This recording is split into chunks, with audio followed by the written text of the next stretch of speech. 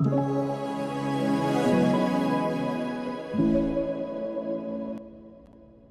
And welcome to preamble. നമ്മുടെ degree ലെവലിൻ്റെ second stage prelims examination വരെ കഴിഞ്ഞ് നിൽക്കുകയാണ്. നിങ്ങളിൽപ്പെട്ട നല്ലൊരു ശതമാനം ആളുകളും മെയിൻസിനെ പറ്റിയിട്ട് ചിന്തിച്ച് തുടങ്ങിയിട്ടുണ്ടാവും. ഇനി തേർഡ് സ്റ്റേജും കൂടെ കഴിയുമ്പോഴേക്കും വളരെ ആക്റ്റീവായിട്ട് മെയിൻസിൻ്റെ ക്ലാസ്സുകളൊക്കെ റണ്ണിങ് ആയിട്ടുണ്ടാവും. അതേപോലെ തന്നെ നമ്മൾ റിസോഴ്സുകൾ കളക്ട് ചെയ്ത് പഠിച്ചൊക്കെ തുടങ്ങേണ്ട ഒരു സമയമാവും. റിസൾട്ടിന് വേണ്ടിയിട്ടൊന്നും വെയിറ്റ് ചെയ്ത് നിൽക്കാനുള്ള ടൈം നമുക്കുണ്ടാവില്ല. അപ്പോൾ ഇതിൽ ഫസ്റ്റ് സ്റ്റേജ് സെക്കൻഡ് സ്റ്റേജിൻ്റെ സാധ്യതകളും മറ്റുമൊക്കെ നമ്മൾ അനലൈസ് ചെയ്യുന്ന വീഡിയോസ് നിങ്ങൾ കണ്ടുകൊള്ളുക. എന്തായാലും ഒരു 45 ഒക്കെ ഉള്ളവർ ഉറപ്പായിട്ടും മെയിൻസിന് വേണ്ടിയിട്ടുള്ള പ്രിപ്പറേഷൻ സ്റ്റാർട്ട് ചെയ്യുക. റിസൾട്ടിന് വേണ്ടിയിട്ട് വെയിറ്റ് ചെയ്യേണ്ട. 50 ഉള്ളവർ പിന്നെ തിരിഞ്ഞു നോക്കേണ്ട കാര്യമില്ല. കാരണം നമുക്ക് പ്രീവിയസ് ഇയറിലുള്ള കട്ട് ഓഫ് ഒക്കെ നോക്കുകയാണെന്നുണ്ടെങ്കിൽ ഇതിലെ പല എക്സാമുകളും നമുക്ക് എഴുതാൻ പറ്റുമെന്നുള്ളതാണ്. ഇപ്പോൾ 50 ഉള്ള എല്ലാവർക്കും എല്ലാ എക്സാമും അഷ്യൂർഡൊന്നും ആയിരിക്കില്ല. എന്നിരുന്നാലും നമുക്ക് നോക്കാം. എനിവേ, ഈ വർഷത്തെ ഡിഗ്രി മെയിൻസ് എക്സാമിനേഷനിലേക്ക് വരികയാണെന്നുണ്ടെങ്കിൽ നമുക്കതിനകത്തൊരു കൺഫ്യൂഷൻ വരുന്നൊരു കാര്യം എന്താണെന്ന് വെച്ച് കഴിഞ്ഞാൽ, ഒരു എക്സാമോ 2 എക്സാമോ മാത്രമായിരുന്നെങ്കിൽ അത് ഫോക്കസ് ചെയ്ത് പഠിക്കാം എന്നുള്ളൊരു കാര്യം ഉണ്ടായിരുന്നു. ഇവിടെ അങ്ങനെയല്ല. നമുക്ക് ഒരുപാട് ഓപ്ഷൻസ് അവൈലബിൾ ആയിട്ടുണ്ട്.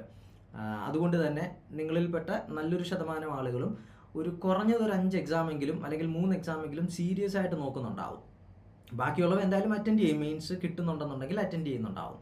അപ്പോൾ അതിൽ നമുക്ക് മെയിൻസിലേക്ക് വരുന്നൊരു സമയത്ത് പ്രിലിംസിൻ്റെ കൂട്ടല്ല എക്സ്ട്രാ ടോപ്പിക്കുകൾ ആഡ് ചെയ്യുന്നുണ്ട്. മെയിൻസിൻ്റെ മാത്രമായിട്ടുള്ള നമുക്ക് ജനറൽ എന്ന് പറയാവുന്ന ഭാഗത്ത് തന്നെ ഉള്ളതാണ് മെയിൻസിൻ്റെ ടോപ്പിക്കുകൾ ആഡ് ചെയ്യുന്നുണ്ട്. അതേപോലെ തന്നെ സ്പെഷ്യൽ ടോപ്പിക്കുകളും ആഡ് ചെയ്യപ്പെടുന്നുണ്ട്. അപ്പോൾ അത് നമ്മൾ സെപ്പറേറ്റഡ് ആയിട്ട് ഓരോ എക്സാമിന് വേണ്ടിയിട്ടും പഠിക്കേണ്ടതായിട്ട് വരും. അപ്പോൾ അവിടെ നമ്മളൊരു 3 അല്ലെങ്കിൽ 5 എക്സാം ഫോക്കസ്ഡ് ആയിട്ട് പഠിക്കുന്ന ഒരു സമയത്ത് നമുക്കതിൻ്റെ ആ ഒരു കൃത്യമായിട്ടുള്ളൊരു സ്ട്രാറ്റജി ഉണ്ടായിരിക്കണം. സബ്ജക്റ്റുകളെ ഒന്ന് സബ് ഡിവൈഡ് ചെയ്തുകൊണ്ട് ഗ്രൂപ്പ് ചെയ്തുകൊണ്ടൊക്കെയുള്ള ഒരു പഠനം നമ്മൾ തുടങ്ങേണ്ട ഒരു സമയമായിട്ടുണ്ട്. അപ്പം first and second stage exam കഴിഞ്ഞവർ അത്യാവശ്യം പ്രതീക്ഷ ഉണ്ടെന്നുണ്ടെങ്കിൽ നിങ്ങൾ എന്ത് ചെയ്യുക, നിങ്ങളുടെ പഠനത്തിന് വേണ്ടിയിട്ടുള്ള ഇൻപുട്സ് തുടങ്ങുക. ക്ലാസ്സുകളൊക്കെ അറ്റൻഡ് ചെയ്ത് തുടങ്ങുക. അതല്ലെന്നുണ്ടെങ്കിൽ ക്ലാസ്സുകൾ പിന്നീട് ജോയിൻ ചെയ്യുന്നുണ്ടെന്നുണ്ടെങ്കിൽ നമ്മൾ റിസോഴ്സുകൾ കളക്ട് ചെയ്ത് വെക്കേണ്ട ഒരു കാര്യം, കോമൺ ടോപ്പിക്കുകൾ നമ്മൾ മനസ്സിലാക്കി വെക്കേണ്ട ഒരു കാര്യം, അങ്ങനെയൊക്കെ തുടങ്ങിയിട്ടുണ്ട്. അപ്പം ഈ വർഷത്തെ നമ്മളുടെ മെയിൻസ് എക്സാമിൽ ഏറ്റവും ഹൈലൈറ്റിംഗ് ആയിട്ടുള്ളതെന്ന് പറയുന്നത് കമ്പനി ബോർഡ് അസിസ്റ്റൻ്റ് ആണ് അല്ലേ. കമ്പനി ബോർഡ് അസിസ്റ്റൻറ്റിനകത്ത് നമുക്ക് വേക്കൻസികൾ, പരമാവധി വേക്കൻസികൾ, ഏകദേശം 3500-ലധികം വേക്കൻസികൾ ഫില്ലപ്പ് ആവുന്നുണ്ട്. അതേപോലെ തന്നെ ഇതിന് ഇൻ്റർവ്യൂ എന്ന് പറയുന്ന ഒരു കാര്യമോ അല്ലെങ്കിൽ ഫിസിക്കലോ അങ്ങനെ തുടങ്ങിയിട്ടുള്ള കാര്യങ്ങളോ ഒന്നും തന്നെ വരുന്നൊരു പോസ്റ്റ് അല്ല. അപ്പോൾ നമുക്ക് വളരെ കൂളായിട്ട് നമ്മുടെ മെയിൻസിൽ നന്നായിട്ട് നമുക്ക് പെർഫോം ചെയ്യാൻ പറ്റുകയാണെന്നുണ്ടെങ്കിൽ ജോലി ഉറപ്പിക്കാം എന്നുള്ളൊരു കാര്യം അതിനകത്ത് വരുന്നുണ്ട്. പിന്നീട് യൂണിവേഴ്സിറ്റി അസിസ്റ്റൻറ്റ് വരുന്നുണ്ട്, sub inspector, SBCID excise inspector, assistant jailer, national saving സർവീസിൽ അസിസ്റ്റൻറ്റ് ഡയറക്ടർ, അഡ്മിനിസ്ട്രേറ്റീവ് ട്രിബ്യൂണൽ, അങ്ങനെ തുടങ്ങിയിട്ട് വിവിധ പോസ്റ്റുകളിലേക്കായിട്ട് വരുന്നുണ്ട്. അപ്പോൾ ഇതിൽ ഒരുപക്ഷെ നിങ്ങൾ യൂണിഫോം പോസ്റ്റ് മാത്രം ഫോക്കസ് ചെയ്ത് പഠിക്കുന്നവരുണ്ടാവും. അതല്ല എന്നുണ്ടെങ്കിൽ യൂണിഫോം പോസ്റ്റ് വേണ്ട, അത് എക്സ്ക്ലൂഡ് ചെയ്തുകൊണ്ട് മറ്റ് പോസ്റ്റുകൾ ഫോക്കസ് ചെയ്ത് പഠിക്കുന്നവരുണ്ടാവും. എനിവേ, നമുക്ക് നമ്മളുടെ ഈ സാധ്യതകൾ എങ്ങനെയാണ്, സബ്ജക്റ്റുകൾ എവിടെയൊക്കെയാണ് നമുക്ക് ഓവർലാപ്പ് ചെയ്ത് വരുന്നത്, ഏതാണ് നമ്മൾ സ്പെഷ്യലായിട്ട് പഠിക്കേണ്ടത്, എവിടെയാണ് കൂടുതൽ നമ്മൾ ഫോക്കസ് കൊടുക്കേണ്ടത് തുടങ്ങിയ കാര്യങ്ങൾ നമുക്കൊന്ന് നോക്കേണ്ടതായിട്ട് വരും. ഇനി അതേപോലെ തന്നെ പ്രിലിംസിന് നമ്മൾ കൊണ്ടുവരുന്ന ഒരു അപ്രോച്ചാണോ മെയിൻസിന് കൊണ്ടുവരേണ്ടതെന്ന് ചോദിച്ചു കഴിഞ്ഞാൽ, പ്രിലിംസ് നമ്മളെപ്പോഴും ഒരു കട്ട് ഓഫ് ക്ലിയർ ചെയ്താൽ മതി എന്നുള്ളൊരു കാര്യം, നമ്മളൊരു ടാർഗറ്റ് ഒരു 50 എബോവ് എന്ന് പറഞ്ഞു കഴിഞ്ഞാൽ സേഫ് ആവുന്നു എന്നുള്ളത്, അല്ലെങ്കിൽ ഒരു 55 എബോവ് ആണെന്നുണ്ടെങ്കിൽ നമുക്ക് കണ്ണുമടച്ച് നമ്മുടെ മെയിൻസിന് വേണ്ടിയിട്ടുള്ള പ്രിപ്പറേഷൻ അത് ഏത് മെയിൻസ് ആയിക്കൊള്ളട്ടെ കിട്ടുമെന്നുള്ളൊരു രീതിയിൽ നമുക്ക് പഠിച്ചു തുടങ്ങാം. പക്ഷേ മെയിൻസിലേക്ക് വരുന്നൊരു സമയത്ത് നമുക്ക് അങ്ങനെ ഒരു ടാർഗറ്റ് മാർക്ക് മാത്രം വെച്ചുകൊണ്ട് അല്ലെങ്കിൽ ഒരു മിനിമം എനിക്ക് ഇത്ര മതി എന്നുള്ളൊരു രീതിയിൽ പഠിക്കാൻ പറ്റില്ല. പരമാവധി മാർക്ക് നമ്മൾ മെയിൻസിന് വാങ്ങേണ്ടതായിട്ടുണ്ട്. പരമാവധി മാർക്ക് വാങ്ങേണ്ടി വരുന്നൊരു സാഹചര്യം ഉള്ളത് കൊണ്ട് തന്നെ ചില ടോപ്പിക്കുകൾ നമുക്ക് പൂർണ്ണമായിട്ടും എക്സ്ക്ലൂഡ് ചെയ്തിട്ട് ബാക്കി പഠിച്ചാൽ മതിയോ, സ്പെഷ്യൽ ടോപ്പിക്കുകൾ പഠിക്കേണ്ട കാര്യമുണ്ടോ, ലൈക്ക് ഒരു 20 മാർക്സിനെ ഉള്ളൂ അല്ലെങ്കിൽ ഒരു 13 മാർക്കിനെ ഉള്ളെന്നുണ്ടെങ്കിൽ അതിനെ നമുക്ക് പൂർണ്ണമായിട്ടും അവോയ്ഡ് ചെയ്തിട്ട് ബാക്കി പഠിച്ചാൽ മതിയോ എന്ന് നോക്കുമ്പോൾ ഒരുപക്ഷെ ആ സ്പെഷ്യൽ ടോപ്പിക്കിൻ്റെ ഭാഗം എളുപ്പമായിരുന്നു, വെറുതെ ഒന്ന് വായിച്ചിട്ട് പോയവർക്ക് പോലും പകുതിയിൽ കൂടുതൽ മാർക്ക് സ്കോർ ചെയ്യാൻ പറ്റുന്ന ഒരു പരീക്ഷയാണ് വന്നതെന്ന് വിചാരിക്കുക. അതല്ലെന്നുണ്ടെങ്കിൽ മറ്റേതെങ്കിലും ടോപ്പിക്ക് നമ്മൾ അവോയ്ഡ് ചെയ്യുമ്പോൾ മാർക്ക് ഡിസ്ട്രിബ്യൂഷനിൽ എന്തെങ്കിലും വേരിയേഷൻ വന്നാൽ, ഇപ്പോൾ നമ്മുടെ സ്റ്റേജ് 1 എക്സാമിനേഷൻ എടുത്തപ്പോൾ അതിൽ കോൺസ്റ്റിറ്റ്യൂഷൻ ഇല്ലായിരുന്നു. അപ്പോൾ നമുക്കൊരു ടോപ്പിക്ക് എക്സ്ക്ലൂഡ് ചെയ്ത് കഴിഞ്ഞാൽ നമ്മളുടെ ദിവസമല്ല എന്നുണ്ടെങ്കിൽ അന്നത്തെ ദിവസം നമുക്ക് പണിയിട്ട്. അപ്പോൾ നമ്മൾ എന്ത് ചെയ്യുക, മെയിൻസിലേക്ക് വരുമ്പോൾ മറ്റൊരു അപ്രോച്ചിലേക്ക് വരുന്നു. കൂടുതൽ കാര്യമായിട്ട് സിലബസ് നന്നായിട്ട് മനസ്സിലാക്കി എല്ലാ ടോപ്പിക്കിനും ആ മാർക്കിൻ്റെ വെയിറ്റേജ് അനുസരിച്ചുകൊണ്ടുള്ളൊരു ഇമ്പോർട്ടൻസ് കൊടുത്ത്, ഇപ്പോൾ സപ്പോസ് ചിലതിന് വലിയ മാർക്കില്ല, 3 മാർക്കിനേ ഉള്ളൂ, പക്ഷേ വാസ്റ്റ് ഏരിയ കവർ ചെയ്യാനുണ്ട്. അപ്പോൾ അത് കവർ ചെയ്താലും 3 മാർക്ക് കിട്ടാനുള്ള സാധ്യത കുറവാണെന്നുണ്ടെങ്കിൽ ശരിയാണ്, നമുക്ക് മറ്റൊരു ടോപ്പിക്കിലേക്ക് പോകാം. എന്നാൽ 5 അതിൽ കൂടുതൽ മാർക്കോ വരുന്നുണ്ടെങ്കിൽ അതൊക്കെ റാങ്ക് ഡിഫൈനിങ് ആണ്. ആ സബ്ജക്റ്റ് ചിലപ്പോൾ വളരെ എളുപ്പമായി പോയി കഴിഞ്ഞാൽ എല്ലാവർക്കും കിട്ടുന്ന 5 മാർക്കായിരിക്കും അല്ലെങ്കിൽ 4 മാർക്കായിരിക്കും നമുക്ക് നഷ്ടപ്പെടുന്നത്. അപ്പോൾ അങ്ങനെ നമുക്ക് പൂർണ്ണമായിട്ടും എക്സ്ക്ലൂഡ് ചെയ്തുകൊണ്ട് പരീക്ഷയിലേക്ക് പോകാനും പറ്റില്ല. നമുക്ക് ആദ്യം എന്ത് ചെയ്യാം, നമ്മുടെ കയ്യിൽ ഇപ്പോഴെന്ന് പറഞ്ഞു കഴിഞ്ഞാൽ ഇപ്പം പ്രിലിംസ് എക്സാമിനേഷൻ എഴുതിയൊരു പരിചയം നമ്മുടെ കയ്യിലുണ്ട്, അതിന് വേണ്ടിയിട്ട് പഠിച്ചൊരു പരിചയം നമ്മുടെ കയ്യിലുണ്ട്. അപ്പോൾ സ്വാഭാവികമായിട്ടും മെയിൻസിലേക്ക് വരുമ്പം അത് എത്രത്തോളം യൂസ്ഫുൾ ആക്കാൻ പറ്റുന്നു എന്നുള്ളതാണ്. അല്ലെങ്കിൽ ഈ ഒരു റിസൾട്ട് വെയിറ്റ് ചെയ്യുന്നൊരു സമയം വരെ നിങ്ങളുടെ പഠനം വലിയ കാര്യമായിട്ടൊന്നും നടക്കത്തില്ലായിരിക്കും പലരുടെയും. ഞാൻ നന്നായിട്ട് പഠിക്കുന്നവരുടെ കാര്യമല്ല പറഞ്ഞത്. പലരുടെയും ചിലപ്പോൾ അത്ര ചൂടോട് കൂടിയിട്ട് നടക്കുന്നില്ലായിരിക്കും. നമ്മളൊരു ലിസ്റ്റിൽ അല്ലെങ്കിൽ ഒരു ഷോർട്ട് ലിസ്റ്റിലൊക്കെ വന്നു എന്ന് കാണുമ്പോഴാണ് നമുക്കൊരു മെയിൻസ് ഉണ്ടല്ലോ എന്നുള്ളൊരു തോന്നലൊക്കെ വരുന്നത്. ആ ഒരു സമയത്തേക്ക് നമ്മുടെ പഠിത്തം ഒന്ന് തുടങ്ങി വെക്കുന്നതിന് വേണ്ട കാര്യങ്ങൾ, അപ്പം നമ്മൾ ആ പ്രിലിംസ് പരീക്ഷയ്ക്ക് പഠിച്ചിട്ടുള്ള കാര്യങ്ങൾ എത്രത്തോളം യൂസ്ഫുൾ ആക്കാൻ പറ്റും. അതിൽ നമുക്ക് എവിടെയെങ്കിലും ഒരു വീഴ്ച പറ്റിയിട്ടുണ്ടെങ്കിൽ, ചില സബ്ജക്റ്റുകൾ എടുക്കുകയാണെന്നുണ്ടെങ്കിൽ, ഇപ്പോൾ മാത്സ് എടുക്കുമ്പോൾ മാത്സ് കൂടുതൽ സമയമെടുത്ത് ചെയ്യേണ്ട ഒരു സാഹചര്യം വരുന്നു എന്ന് പറയുമ്പോൾ അത് വലിയ പാടൊന്നുമല്ല, പക്ഷേ സമയമെടുക്കുന്നു എന്ന് പറയുമ്പോൾ നമ്മൾ കൂടുതലായിട്ട് മാത്സ് ചെയ്ത് പ്രാക്ടീസ് ചെയ്യേണ്ട ഒരു സാഹചര്യം വരുന്നുണ്ട്. അതേപോലെ തന്നെ ഷോർട്ട് കട്ടുകളിലേക്കൊക്കെ കൂടുതൽ പോകുന്നു, അല്ലെങ്കിൽ നമ്മളുടെ കൂടുതലും മൾട്ടിപ്ലിക്കേഷൻ, അഡീഷൻ, ഡിവിഷൻ എന്നൊക്കെ പറയുന്ന ഏരിയയിൽ അത് ചെയ്യേണ്ട ഒരു രീതിയുണ്ട്. അത് നമ്മൾ ക്യാൻസൽ ഔട്ട് ചെയ്ത് ചിലപ്പോൾ വളരെ ഈസി ആയിട്ട് എത്തുന്നുണ്ടാവും. അല്ലെങ്കിൽ നിരന്തരമായി ചെയ്തതിൻ്റെ പേരിൽ നമ്മൾ ചിലപ്പോൾ ഇനിഷ്യലി ക്യാൻസൽ ഔട്ട് ചെയ്യില്ല. അതിങ്ങനെ ആ ഒരു വാല്യൂ അതേപോലെ കീപ്പ് ചെയ്ത് ലാസ്റ്റിലത്തേക്കായിട്ട് വെച്ചിട്ട് അവിടെ വെച്ചിട്ട് നമുക്ക് എന്ത് ചെയ്യാൻ പറ്റും, ചിലപ്പോൾ ഹോളായിട്ട് ക്യാൻസൽ ഔട്ട് ചെയ്യാൻ പറ്റിയെന്ന് വരും. അപ്പോൾ അത് നമ്മൾ ചെയ്ത് വരുമ്പം മനസ്സിലാവണമെന്നുണ്ടെങ്കിൽ മുന്നേ ചെയ്ത് പരിചയം ഉണ്ടാണ്. എക്സാം ഹാളിൽ ഇരുന്നല്ല നമ്മളത് ചെയ്യേണ്ടി വരുന്നത്. അപ്പം നിരന്തരമായി വിവിധ വാല്യൂകളിലുള്ള സെയിം ടൈപ്പ് ഓഫ് ക്വസ്റ്റ്യൻസ് ചെയ്തു വരുമ്പോൾ നമുക്കറിയാം ചില നമ്പേഴ്സ് തരുമ്പോൾ ഓക്കെ ഇത് ഉദ്ദേശിക്കുന്നത് ലാസ്റ്റ് ഇങ്ങനെ എത്താനുള്ള ഒരു രീതിയിലാണ്. അപ്പം നമുക്ക് അത്രയും ചെയ്ത് പരിചയം ഉണ്ടെങ്കിലേ നമുക്കതൊരു ആ ഒരു രീതിയിൽ തിങ്ക് ചെയ്തിട്ട് നമുക്ക് ആ ഒരു കാൽക്കുലേഷൻ ആ രീതിയിൽ കൊണ്ടുപോകാൻ പറ്റത്തുള്ളൂ. അങ്ങനെ തുടങ്ങി ഒരുപാട് കാര്യങ്ങൾ. ഇപ്പോൾ സീരീസിൻ്റെ കാര്യം എടുക്കുകയാണെന്നുണ്ടെങ്കിൽ ഒരു സീരീസിൻ്റെ പോക്ക് കണ്ടാലറിയാം. ഇതെന്ന് പറഞ്ഞു കഴിഞ്ഞാൽ ഈ ഒരു ടൈപ്പ് ഓഫ് സീരീസ് ആവാൻ ഇതൊരു മൾട്ടിപ്ലിക്കേഷൻ വരാൻ, അല്ലെങ്കിൽ ഒരു അഡീഷൻ വരാൻ, അല്ലെങ്കിൽ അതിനകത്ത് ഫ്രാക്ഷൻസ് വരാനൊക്കെയുള്ള സാധ്യതയുണ്ട്. ഇത് നിരന്തരമായി ചെയ്യുമ്പോഴാണ് നമുക്ക് കിട്ടുന്നത്. ഇനി അതേപോലെ തന്നെ മറ്റ് സബ്ജക്റ്റ്, ഇപ്പോൾ സയൻസ് ആൻഡ് ടെക്നോളജി സെക്കൻഡ് സ്റ്റേജിലേക്ക് വന്നപ്പോൾ ചില കുട്ടികളൊക്കെ പറയുന്നത് കേട്ടായിരുന്നു, അതിൻ്റെ കൃത്യം ഉത്തരത്തിലേക്ക് എത്താൻ പറ്റിയിരുന്നില്ല എന്നുള്ളത്, കൺഫ്യൂഷൻ ഉണ്ടാവുന്നു എന്നുള്ളത്. അപ്പോൾ അത് കുറച്ചും കൂടെ സ്റ്റേറ്റ്മെൻ്റ് ആയിട്ട് ലോജിക്കലായിട്ടുള്ള ക്വസ്റ്റ്യൻസ് വന്നപ്പം പെട്ടെന്നൊരു ബുദ്ധിമുട്ട് ഫീൽ ചെയ്തു. അത് എല്ലാവർക്കും ഉണ്ടാകുന്നതല്ല, ചിലരുടെ കാര്യമാണ് ഞാൻ പറഞ്ഞത്. അതേപോലെ ഹിസ്റ്ററിയിലേക്ക് വന്നപ്പം കുറച്ചുകൂടെ ഡിഫിക്കൽട്ട് ആയിരുന്നു ചോദ്യങ്ങളെന്ന് പറയുന്നത്. അപ്പോൾ നമ്മൾ കുറച്ചും കൂടെ ചില ഏരിയാസ് കൂടെ ഒന്ന് നോക്കണം എന്നുള്ളത്. അപ്പോൾ നമ്മളുടെ ഒരു first and second stage examination എഴുതി നമുക്ക് അത്യാവശ്യം മാർക്കുണ്ട് എന്ന് വിചാരിക്കുക. എനിവേ നമുക്ക് അതിൽ നിന്നും ഒരു ഫീഡ്ബാക്ക് എടുക്കാൻ പറ്റുമല്ലോ. അതായത് എൻ്റെ മാർക്ക് ഉണ്ടായിരുന്നെങ്കിൽ പോലും, കട്ട് ഓഫ് ക്ലിയർ ചെയ്തിരുന്നെങ്കിൽ പോലും ചില സബ്ജക്റ്റുകൾ എനിക്ക് വീക്കായിരുന്നു, ചില സബ്ജക്റ്റുകളിൽ ഇമ്പ്രൂവ്മെൻറ്റ് കൊണ്ടുവരാനുണ്ട്. അപ്പോൾ അത് ആദ്യം ഐഡൻറ്റിഫൈ ചെയ്യുക എന്നുള്ളതാണ്. അത് ഓരോരുത്തർക്കും ഇൻഡിവിജ്വൽ സ്പെസിഫിക് ആണ്. അത് നമുക്ക് സെപ്പറേറ്റ് ആയിട്ടൊന്നും കോമൺ ആയിട്ട് പറഞ്ഞു തരാൻ പറ്റില്ല. അപ്പോൾ നമ്മളുടെ ഒരു വീക്ക് ഏരിയ ഐഡൻറ്റിഫൈ ചെയ്യുക. ഇപ്പം ചിലർ മലയാളം പഠിച്ചിട്ടില്ലാത്ത ചിലരുണ്ടാവാം, അല്ലെങ്കിൽ ഇംഗ്ലീഷ് കൂടുതലും ആളുകൾക്ക് കാര്യമായിട്ട് അത്ര അങ്ങോട്ട് മാർക്ക് സ്കോറിംഗ് ആയിട്ട് ചിലപ്പം വരണമെന്ന് നിർബന്ധമില്ല.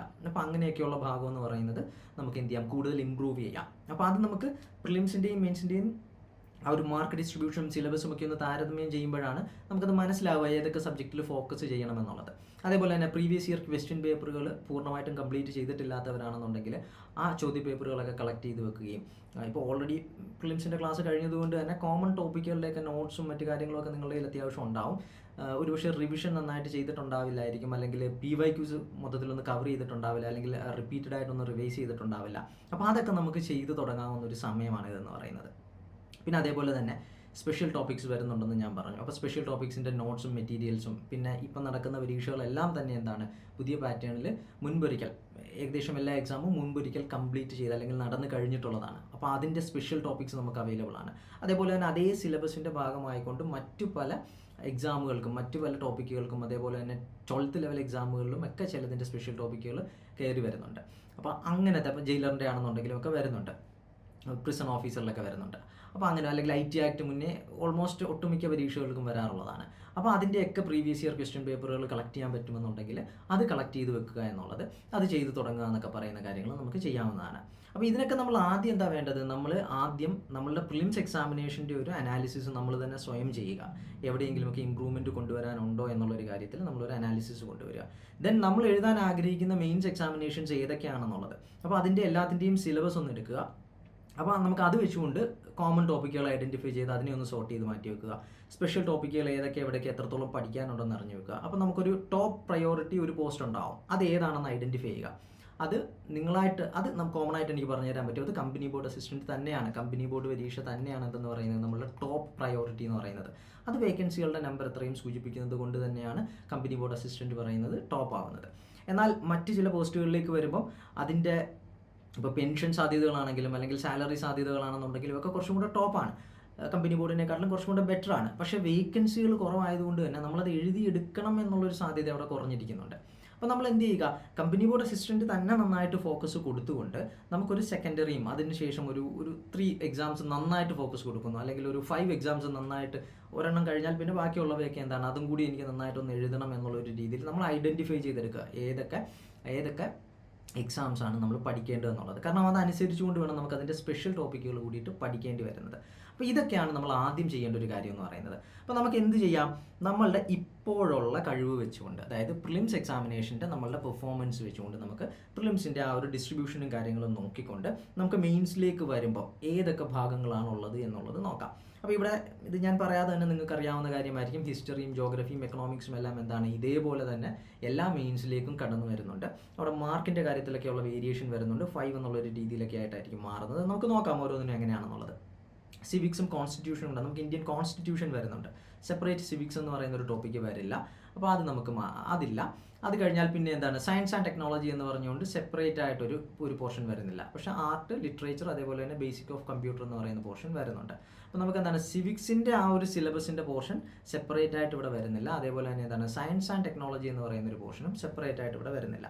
അപ്പോൾ അത് ഒഴികെയുള്ള ബാക്കി എല്ലാ ടോപ്പിക്കുകളും നമുക്ക് എല്ലാ മെയിൻസിനും ആവശ്യമായിട്ട് വരുന്നുണ്ട്. അതുകൊണ്ട് തന്നെ പ്രിലിംസ് എങ്ങനെയാണോ പഠിച്ചത് അത് അതേപോലെ നമ്മൾ എന്ത് ചെയ്യുക, കോപ്പി ചെയ്യുക. ഇപ്പോൾ സിവിക്സിൻ്റെ അണ്ടറിലുള്ള ടോപ്പിക്ക് കോൺസ്റ്റിറ്റ്യൂഷനിലേക്ക് കവർ ചെയ്ത് അവിടെ വരും. അപ്പോൾ നമുക്ക് എന്താണ് ഇത് ടോട്ടലി സിംഗിൾ ഒരു സബ്ജക്റ്റ് ആയിട്ട് വേണമെങ്കിൽ നമുക്ക് അത് കൺസിഡർ ചെയ്യാവുന്നതേ ഉള്ളൂ. അപ്പോൾ സയൻസ് ആൻഡ് ടെക്നോളജി എന്ന് പറയുന്ന ആ ഒരു ഏരിയ അത് സ്പെസിഫിക് ആയിട്ട് സിലബസിൽ വരുന്നില്ല എന്നുള്ളതാണ് ആദ്യം മനസ്സിലാക്കേണ്ട ഒരു കാര്യം എന്ന് പറയുന്നത്. പക്ഷേ നമുക്ക് സയൻസ് എന്നുള്ളൊരു രീതിയിൽ ഫിസിക്സ്, കെമിസ്ട്രി, ലൈഫ് സയൻസ് എന്നുള്ളൊരു രീതിയിലുള്ള ഏരിയ നമുക്ക് സെപ്പറേറ്റ് ആയിട്ട് വരുന്നുണ്ട് മെയിൻസിലേക്ക് വരുമ്പം. പിന്നെ കറണ്ട് അഫേഴ്സിൻ്റെ അണ്ടറിൽ ഈ സയൻസ് ആൻഡ് ടെക്നോളജിയുടെ പല കാര്യങ്ങളും അവിടെ കയറി വരും. സാധാരണ ചോദിക്കാൻ സാധ്യതയുള്ള പല ചോദ്യങ്ങളും നമുക്ക് കറണ്ട് അഫേഴ്സിൻ്റെ അണ്ടറിൽ സ്പെസിഫിക് ആയിട്ട് വരും. അപ്പോൾ നമുക്ക് മെയിൻസിലേക്ക് വരുന്ന ഒരു സമയത്ത് അവിടെ കറണ്ട് അഫേഴ്സ് സെപ്പറേറ്റ് മാർക്ക് ഡിസ്ട്രിബ്യൂഷനിൽ തന്നെ പറഞ്ഞിട്ടുണ്ട്. അപ്പോൾ അതുകൊണ്ട് കറണ്ട് അഫേഴ്സ് ഷുവറായിട്ടും ഉണ്ടാകുന്ന ഒരു പോർഷനാണ്. ഇപ്പോൾ പ്രിലിംസിൻ്റെ ഒരു ഏരിയ നോക്കുകയാണെന്നുണ്ടെങ്കിൽ എല്ലാ ടോപ്പിക്കിൻ്റെയും കൂടെയാണ് കറണ്ട് അഫേഴ്സ് പറഞ്ഞിട്ടുള്ളത്. അതുകൊണ്ട് തന്നെ അത് ചോദിക്കണമെന്ന് ഒരു നിർബന്ധവും കറണ്ട് അഫേഴ്സ് ചോദിക്കാമെന്നുള്ളത്. അപ്പോൾ സാധാരണയായിട്ട് അങ്ങനെ ചോദിക്കാറില്ല, 1-2 ചോദ്യങ്ങളെ ചോദിക്കാറുള്ളൂ. അത് തന്നെ സയൻസ് ആൻഡ് ടെക്നോളജിയിലൊക്കെ വരുമ്പോഴാണ് ചോദിക്കാറുള്ളത്. അപ്പോൾ അതേ സയൻസ് ആൻഡ് ടെക്നോളജിയിൽ ചോദിക്കാൻ സാധ്യതയുള്ള ചോദ്യങ്ങളെല്ലാം തന്നെ എന്താണ് അവിടെ കറണ്ട് അഫേഴ്സിലും വരും. അപ്പോൾ ഓൾമോസ്റ്റ് എന്താണ് സയൻസ് ആൻഡ് ടെക്നോളജിയിൽ സ്പെസിഫൈ ചെയ്ത് പറഞ്ഞിട്ടില്ലാത്ത ഭാഗങ്ങൾ ഒഴികെയുള്ളവയെല്ലാം തന്നെ എന്താണ് നമ്മളുടെ പ്രിലിംസിന് പഠിച്ചതെല്ലാം തന്നെ നമുക്ക് മെയിൻസിന് ആവശ്യമായിട്ട് വരും. അതുകൊണ്ട് തന്നെ എക്സാം എഴുതി റെസ്റ്റ് എടുത്തിരിക്കുന്ന ആളുകൾ ആ റെസ്റ്റൊക്കെ ഒന്ന് നിർത്തി വെച്ചിട്ട് നമ്മളുടെ ആ കയ്യിലുള്ള മെറ്റീരിയൽസൊക്കെ ഒന്ന് എടുക്കുക. അതെല്ലാം പൂർണ്ണമാണോ, ഇത് മതിയോ, അല്ലെങ്കിൽ നോട്ട് ഏതെങ്കിലുമൊക്കെ പ്രിപ്പയർ ചെയ്യാനുണ്ടെങ്കിൽ ആ കാര്യങ്ങളൊക്കെ ആയിട്ട് നമ്മളുടെ പ്രിപ്പറേഷന് വേണ്ട ഒരു ഇനിഷ്യൽ കാര്യങ്ങളെല്ലാം ഒന്ന് ചെയ്തു വെക്കുക. എന്നിട്ട് നമുക്ക് ഗ്രാജുവലി എന്ത് ചെയ്യാം, നമ്മളുടെ ആ ഒരു പഠനത്തിലേക്ക് വീണ്ടും തിരിച്ചു വരാം. നമുക്കിപ്പോൾ അത്യാവശ്യം എന്താണ് ഫസ്റ്റ് സ്റ്റേജൊക്കെ എഴുതിയവർക്ക് നല്ലൊരു ഗ്യാപ്പൊക്കെ കിട്ടിയിട്ടുണ്ട്. അപ്പോൾ ഇനി നമുക്ക് ഗ്രാജുവലി എന്താണ് നമ്മളുടെ പഠനത്തിലേക്ക് തിരിച്ചു വരേണ്ട സമയമായിട്ടുണ്ട്. ഇനി നമുക്ക് മെയിൻസിലേക്ക് വരികയാണെന്നുണ്ടെങ്കിൽ മെയിൻസിൽ ഫസ്റ്റ് നമ്മൾ യൂണിവേഴ്സിറ്റി അസിസ്റ്റൻറ്റിൻ്റെ സ്പെഷ്യൽ ടോപ്പിക്കുകളും അല്ലെങ്കിൽ മെയിൻസ് ടോപ്പിക്കുകളുമാണ് നോക്കുന്നത്. അപ്പോൾ അതിൻ്റെ മാർക്ക് ഡിസ്ട്രിബ്യൂഷനും മറ്റു കാര്യങ്ങളും ഒക്കെ കൊടുത്തിട്ടുണ്ട്. അപ്പോൾ അതിൽ എക്സ്ട്രാ ഏതാണ് വരുന്നത്, Kerala governance system of administration, then life science, physics, chemistry 5 മാർക്കിനും 3 mark വീതം ബാക്കിയുള്ള 3 ടോപ്പിക്കിൽ നിന്നും വരുന്നുണ്ട്. അതേപോലെ തന്നെ എന്താണ് കറണ്ട് അഫേഴ്സ് എന്ന് പറയുന്ന ഒരു ഏരിയ വരുന്നുണ്ട്. കറണ്ട് അഫേഴ്സ് എന്ന് പറയുന്ന ഒരു ഏരിയ 15 മാർക്കിനാണ് വരുന്നത്. വളരെ വളരെ വളരെ ഇമ്പോർട്ടൻ്റ് ആണ്. നമ്മളൊരു 2 വർഷം വരെയുള്ള കറണ്ട് അഫേഴ്സ് അത്യാവശ്യം നന്നായിട്ട് നോക്കി പോവുക. ഈ കറണ്ട് അഫേഴ്സ് നോക്കുന്നതിൻ്റെ ഒരു പ്രാധാന്യം എന്താണെന്ന് ചോദിച്ചു കഴിഞ്ഞാൽ മാർക്ക് 15 മാർക്കിന് കൊടുത്തിട്ടുണ്ട്. ഇനി അതിൻ്റെ ഒരു രീതി എന്താണെന്ന് ചോദിച്ചു കഴിഞ്ഞാൽ നമ്മൾ ഇന്ന് മുതലുള്ള കറണ്ട് അഫേഴ്സിൻ്റെ കാര്യം എടുക്കുകയാണെന്നുണ്ടെങ്കിൽ പുറകിലോട്ട് എത്ര നാൾ നോക്കണം എന്നുള്ളൊരു സംശയം വരാൻ ചാൻസ് ഉണ്ട്. നമ്മുടെ മിസ്റ്റ് ബുക്ക് വാങ്ങിയിട്ടുള്ളവരാണെന്നുണ്ടെങ്കിൽ അതിൽ നമ്മളൊരു അനാലിസിസ് കൊടുത്തിട്ടുണ്ടായിരുന്നു. നമ്മുടെ റെഗുലർ കറണ്ട് അഫേഴ്സ് ആണ്. റെഗുലർ കറണ്ട് അഫേഴ്സ് തന്നെ വളരെ ഡീറ്റെയിൽഡ് ആയിട്ട് മറ്റ് ടോപ്പിക്കുകളൊക്കെ വരികയാണെന്നുണ്ടെങ്കിൽ ആ ഏരിയയൊക്കെ റിലേറ്റഡ് ഫാക്റ്റ് അടക്കം കൊടുത്തിട്ടുള്ളതാണ്. ഇപ്പോൾ ടെലഗ്രാമിൽ നിങ്ങൾക്ക് ഫ്രീ ആയിട്ട് അവൈലബിൾ ആകുന്നൊരു ഏരിയ ആണെന്ന് പറയുന്നത് കറണ്ട് അഫേഴ്സ് ഏരിയ എന്ന് പറയുന്നത്.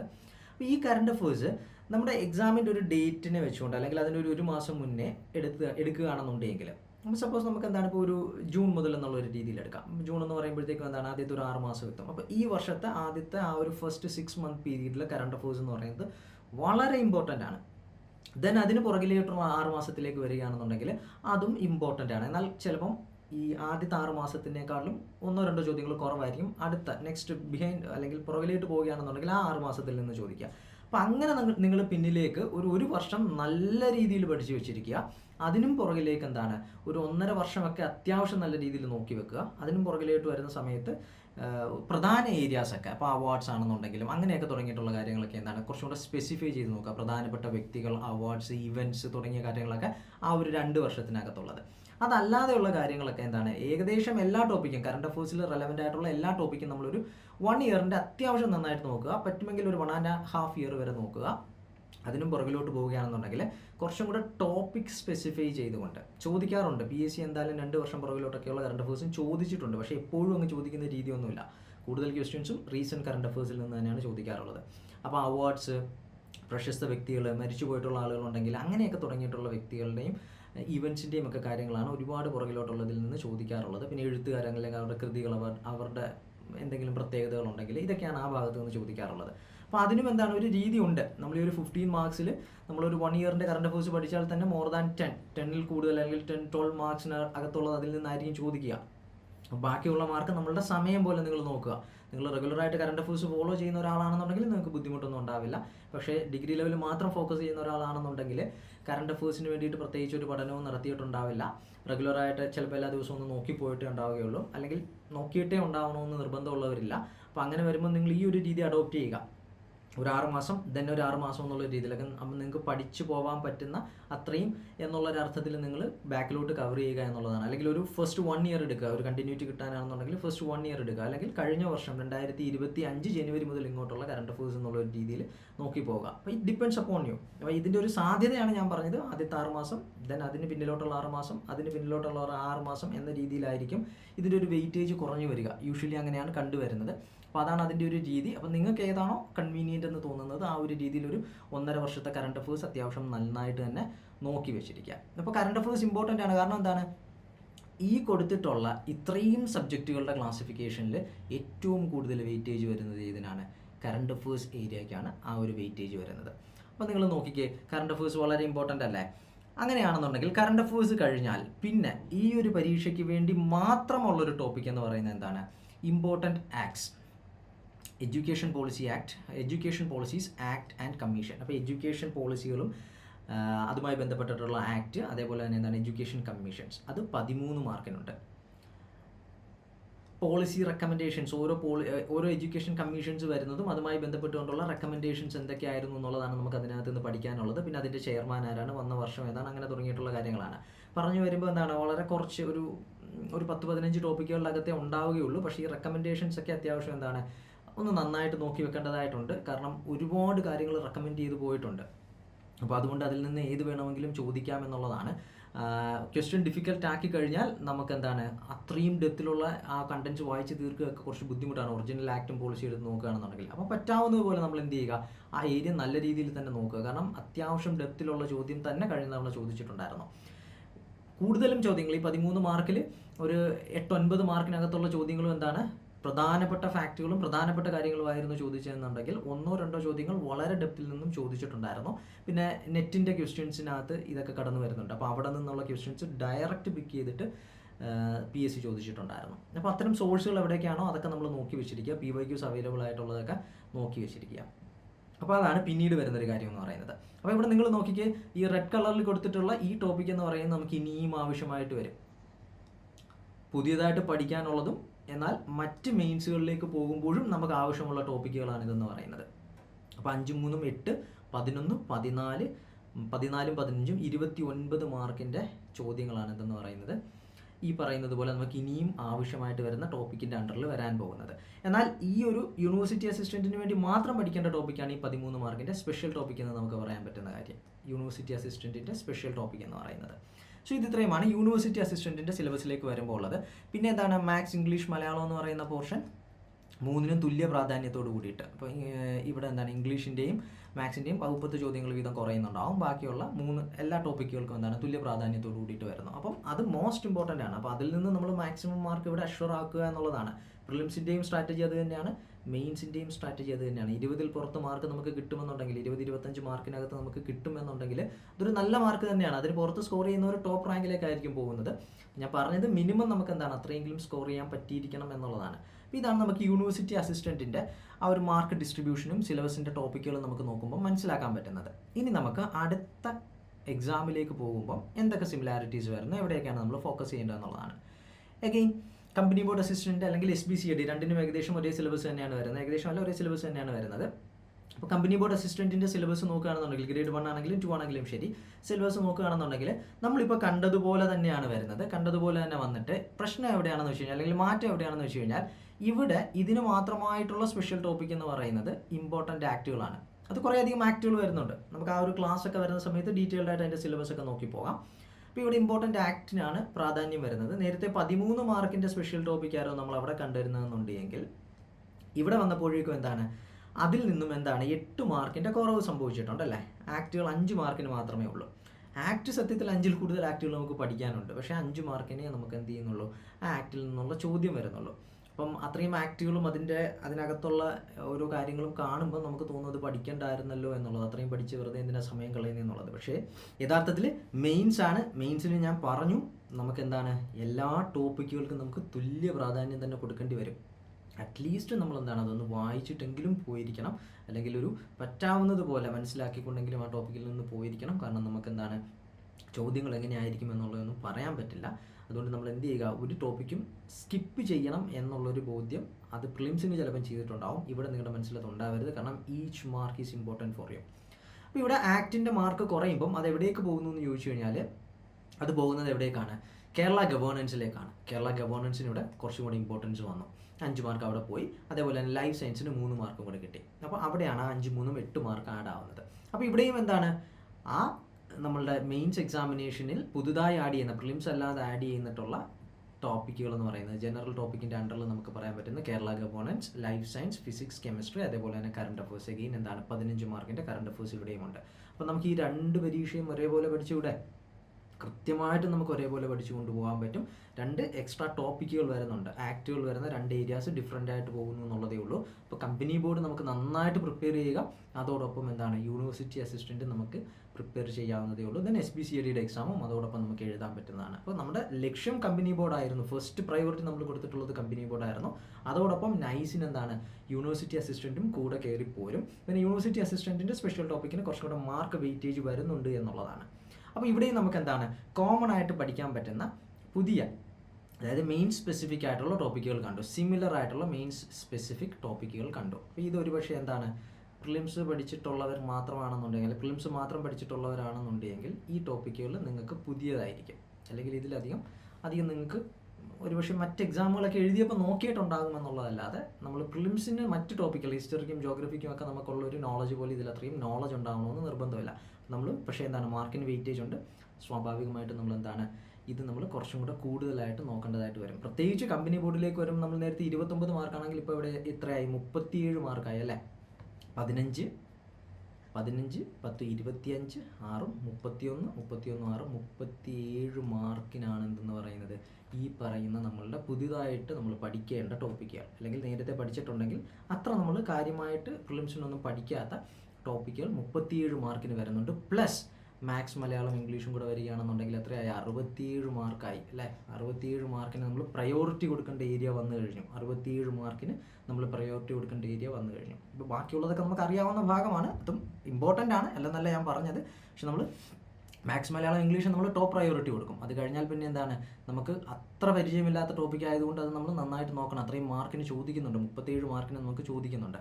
അപ്പോൾ കമ്പനി ബോർഡ് അസിസ്റ്റൻറ്റിൻ്റെ ഒരു കാര്യം ഇങ്ങനെ തന്നെയാണ്. അപ്പോൾ അവിടെ നമുക്ക് എന്താണ് കോമൺ ടോപ്പിക്ക് കാണാൻ കഴിഞ്ഞു. ഇനി നമ്മൾ സബ് ഇൻസ്പെക്ടറിലേക്ക് വരികയാണെന്നുണ്ടെങ്കിൽ ഇത് എല്ലാ വർഷവും നടക്കുന്ന പരീക്ഷയാണ്. യൂണിഫോം പോസ്റ്റ് ആഗ്രഹിക്കുന്നവർ ഒരുപക്ഷെ വർഷങ്ങളായിട്ട് എഴുതുന്നുണ്ടാവും, 1, 2, 3 വർഷമായിട്ടൊക്കെ എഴുതുന്നുണ്ടാവും. അതുകൊണ്ട് തന്നെ ഇതിൻ്റെ ഒരു സ്പെഷ്യൽ ടോപ്പിക്കൊക്കെ കുറേ അധികം ആളുകൾക്ക് പരിചിതമായിരിക്കും. ഇനി അങ്ങനെയല്ല, പുതിയതായിട്ട് എഴുതുന്ന ഒരാളാണെന്നുണ്ടെങ്കിൽ ഇവിടെ നിങ്ങൾ നോക്കുകയാണെന്നുണ്ടെങ്കിൽ നമുക്ക് കേരള ഗവേണൻസ് എഗെയിൻ ഇവിടെ നമുക്ക് പഠിക്കാനുണ്ട്. ഫിസിക്സും കെമിസ്ട്രിയും ഇല്ല, പകരം എന്താണ് ലൈഫ് സയൻസ് മാത്രമേ ഉള്ളൂ. കറണ്ട് അഫേഴ്സ് ഇവിടെയുണ്ട്. കറണ്ട് അഫേഴ്സിനും വെയിറ്റേജ് അല്പം കുറവാണ്. അപ്പോൾ മുമ്പ് നമ്മൾ കണ്ട പരീക്ഷകൾക്ക് കൊടുക്കുന്ന ഒരു അപ്രോച്ച് എന്താണ്, അത്ര വലിയൊരു അപ്രോച്ച് ഇവിടേക്ക് വരുന്നില്ല. കാരണം ഇപ്പം നിങ്ങൾ യൂണിഫോം പോസ്റ്റ് മാത്രമാണ് അല്ലെങ്കിൽ സബ് ഇൻസ്പെക്ടർ മാത്രമാണ് ഫോക്കസ് ചെയ്യുന്നതെന്നുണ്ടെങ്കിൽ നമ്മുടെ സ്ട്രാറ്റജി ഒന്ന് മാറ്റേണ്ടതായിട്ട് വരും. പക്ഷേ എഗെയിൻ അവിടെ എന്താണ് നമുക്ക് കേരള ഗവേണൻസ് ഇമ്പോർട്ടൻ്റ് ആയിട്ട് വരുന്നുണ്ട്. അത് കോമൺ ആയിട്ട് വരുന്ന ഒരു ടോപ്പിക്കാണ് വരുന്നത്.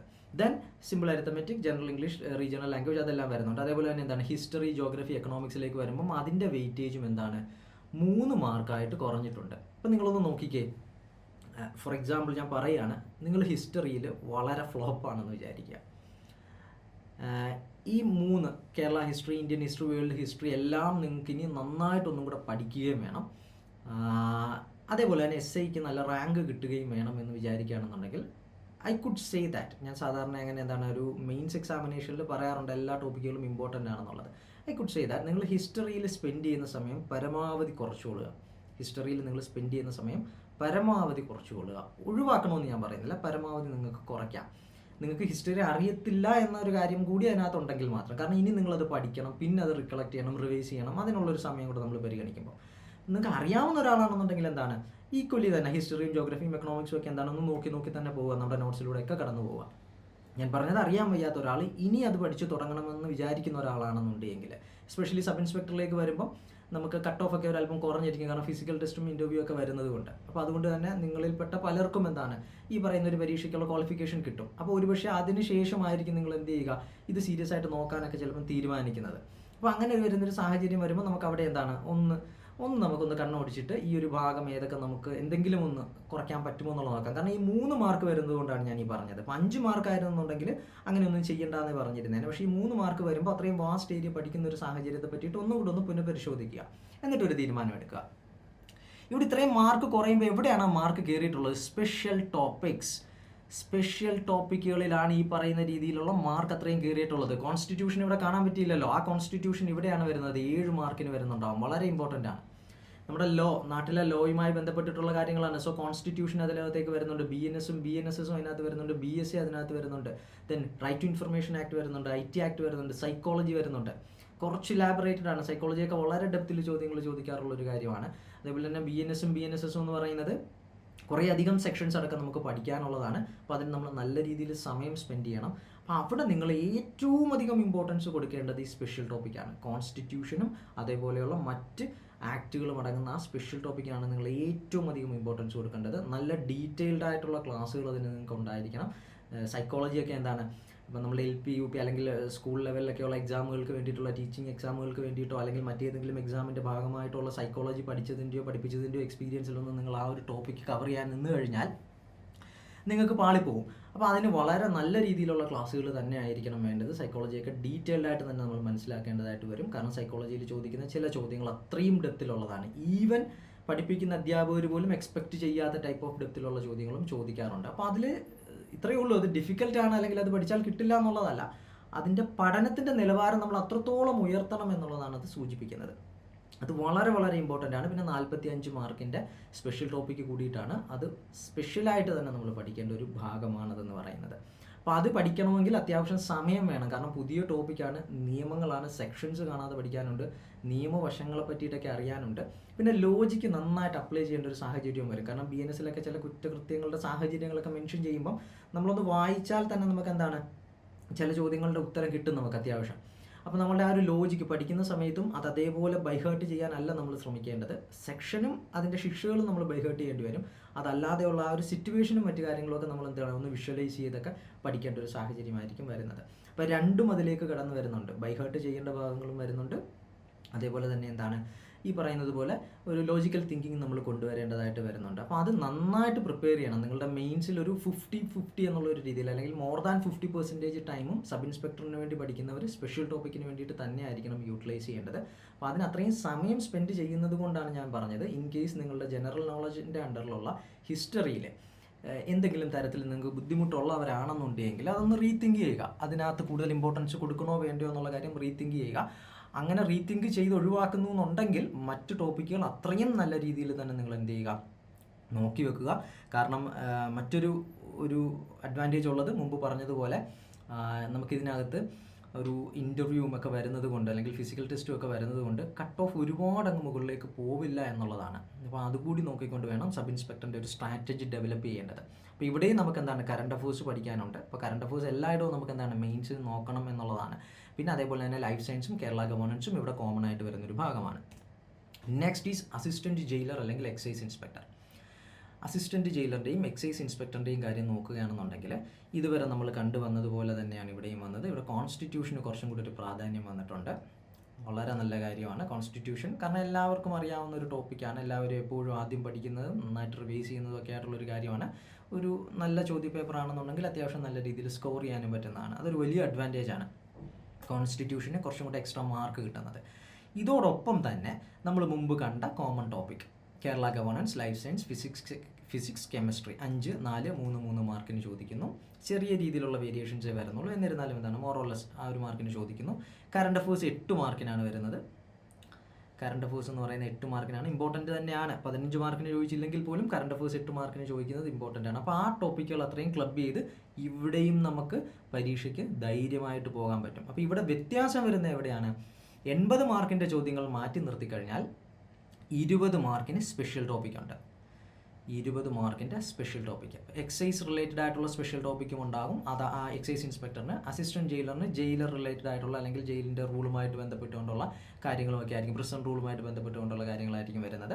അതിൽ അസിസ്റ്റൻറ്റ് ജയിലറിൻ്റെ ആ ഒരു സ്പെഷ്യൽ ടോപ്പിക്കുകൾ വളരെ ഈസി ആയിട്ട് തന്നെ കവർ ചെയ്യാൻ പറ്റുന്ന ഒരു സ്പെഷ്യൽ ടോപ്പിക്കാണ്. പ്ലസ് IT ആക്റ്റും ഉണ്ടാകും, 2 മാർക്കിന് IT ആക്റ്റും ഉണ്ടാകും ഇതിൻ്റെ കൂട്ടത്തിൽ കേട്ടോ.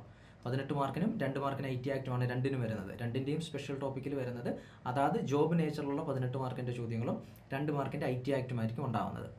അപ്പോൾ അതിൽ തന്നെ അസിസ്റ്റൻറ്റ് ജയിലറിലേക്ക് വരികയാണെന്നുണ്ടെങ്കിൽ കുറച്ചും കൂടി എന്താണ് ഒരു സിമ്പിൾ ടോപ്പിക്കാണ് യഥാർത്ഥത്തിൽ, പഠിച്ചെടുക്കാൻ വളരെ ഈസിയാണ്, വളരെ കുറച്ച് ദിവസങ്ങൾ കൊണ്ട് തന്നെ പഠിച്ചെടുക്കാൻ പറ്റും. എക്സൈസ് ഇൻസ്പെക്ടറിലേക്ക് വരുമ്പം ഏകദേശം ആ ഒരു നേച്ചറാണ്, എന്നാൽ കുറച്ചും കൂടി നമ്മൾ എന്ത് ചെയ്യേണ്ടതുണ്ട്, കുറച്ചും കൂടി ഒരു കാര്യങ്ങളൊക്കെ, കുറച്ച് ഒരു കെമിസ്ട്രി റിലേറ്റഡ് ആയിട്ടുള്ള കാര്യങ്ങളൊക്കെ ഒന്ന് നോക്കേണ്ടതായിട്ട് വരും.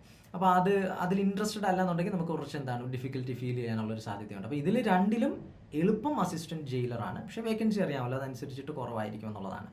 അപ്പോൾ ഇവിടെയും നമ്മൾ എന്താണ് സ്പെഷ്യൽ ടോപ്പിക്ക് സെപ്പറേറ്റ് ആയിട്ട് നമുക്ക് പഠിക്കാനുണ്ട്. അതോടൊപ്പം തന്നെ എന്താണ് ഈ നമ്മളുടെ മെയിൻസ് എക്സാമിൽ നമ്മൾ കോമൺ ആയിട്ട് ഐഡൻറ്റിഫൈ ചെയ്ത, മെയിൻസിൽ മാത്രം നമ്മൾ പഠിക്കുന്ന കോമൺ ആയിട്ട് ഐഡൻറ്റിഫൈ ചെയ്ത ടോപ്പിക്കുകൾ ഇവിടെയും വരുന്നുണ്ട്. അപ്പോൾ ഇതിൻ്റെ സിഗ്നിഫിക്കൻസ് വീണ്ടും മനസ്സിലായി കാണുമല്ലോ. അപ്പോൾ ഇത്രയും ടോപ്പിക്കുകളാണ് പിന്നെ വരുന്നത്. അപ്പം നമ്മളിപ്പോൾ കണ്ടിരുന്നല്ലോ, അതായത് നമ്മൾ മെയിൻസ് എക്സാമിലേക്ക് പോവുകയാണെന്നുണ്ടെങ്കിൽ ആ മെയിൻസ് എക്സാമിലേക്ക് വരുന്ന നമ്മളുടെ ടോപ്പിക്കുകൾ നമ്മൾ കളക്ട് ചെയ്തെടുക്കുകയാണെന്നുണ്ടെങ്കിൽ നമുക്ക് മെയിൻസിൽ കോമൺ ആയിട്ട് ചോദിക്കുന്ന, മെയിൻസിൽ മാത്രം നമ്മൾ പുതുതായിട്ട് പഠിക്കുന്ന ഒരു പർട്ടിക്കുലർ ഏരിയ വരുന്നുണ്ട്. കേരള ഗവേണൻസും സയൻസ് ഏരിയയും വരുന്നുണ്ട്, പ്ലസ് കറണ്ട് അഫേഴ്സും വരുന്നുണ്ട്. അതേപോലെ തന്നെ സ്പെഷ്യൽ ടോപ്പിക്ക് വരുന്നുണ്ട്. പിന്നെ നമുക്ക് എന്താണ്, ഇൻ കേസ് നിങ്ങൾ പ്രിലിംസിന് അത്യാവശ്യം കുഴപ്പമില്ലാത്തുള്ളൊരു പെർഫോമൻസ് ആയിരുന്നു, പ്രിലിംസിന് അത്ര നല്ല രീതിയിൽ നോക്കാൻ പറ്റിയില്ല, അതുകൊണ്ട് എന്താണ് പ്രിലിംസിൻ്റെ ജനറൽ ടോപ്പിക് എന്ന് പറയുന്ന ഭാഗങ്ങൾ, ഹിസ്റ്ററി, ജോഗ്രഫി, പോളിറ്റി പോലെയുള്ള ഭാഗങ്ങൾ, അതേപോലെ തന്നെ മാത്സ്, മലയാളം, ഇംഗ്ലീഷിലും കുറച്ചും കൂടി ഇമ്പ്രൂവ്മെൻറ്റ് കൊണ്ടുവരേണ്ടതുണ്ട് എന്നുണ്ടെങ്കിൽ നമ്മൾ അതും സെപ്പറേറ്റ് ആയിട്ട് നോക്കേണ്ടി വരും. അതുകൊണ്ട് തന്നെ നമ്മളുടെ കോഴ്സുകൾ നമ്മൾ ഡിസൈൻ ചെയ്തപ്പം നിങ്ങൾക്ക് ഏതാണോ വേണ്ടത് അതനുസരിച്ചുകൊണ്ട് നിങ്ങൾക്കൊരു പാക്കേജ് എന്നുള്ളൊരു രീതിയിൽ കോഴ്സുകൾ വാങ്ങുക എന്ന തരത്തിലാണ് നമ്മൾ കോഴ്സ് ഡിസൈൻ ചെയ്തിട്ടുള്ളത്. അത്തരത്തിൽ 6 കോഴ്സുകളായിട്ടാണ് നമുക്ക് എന്ത് ചെയ്തിട്ടുള്ളത്, നിങ്ങളുടെ ഈ ഒരു മെയിൻസിൻ്റെ ക്ലാസ്സസിനെ നമ്മൾ ഡിസ്ട്രിബ്യൂട്ട് ചെയ്തിട്ടുള്ളത്.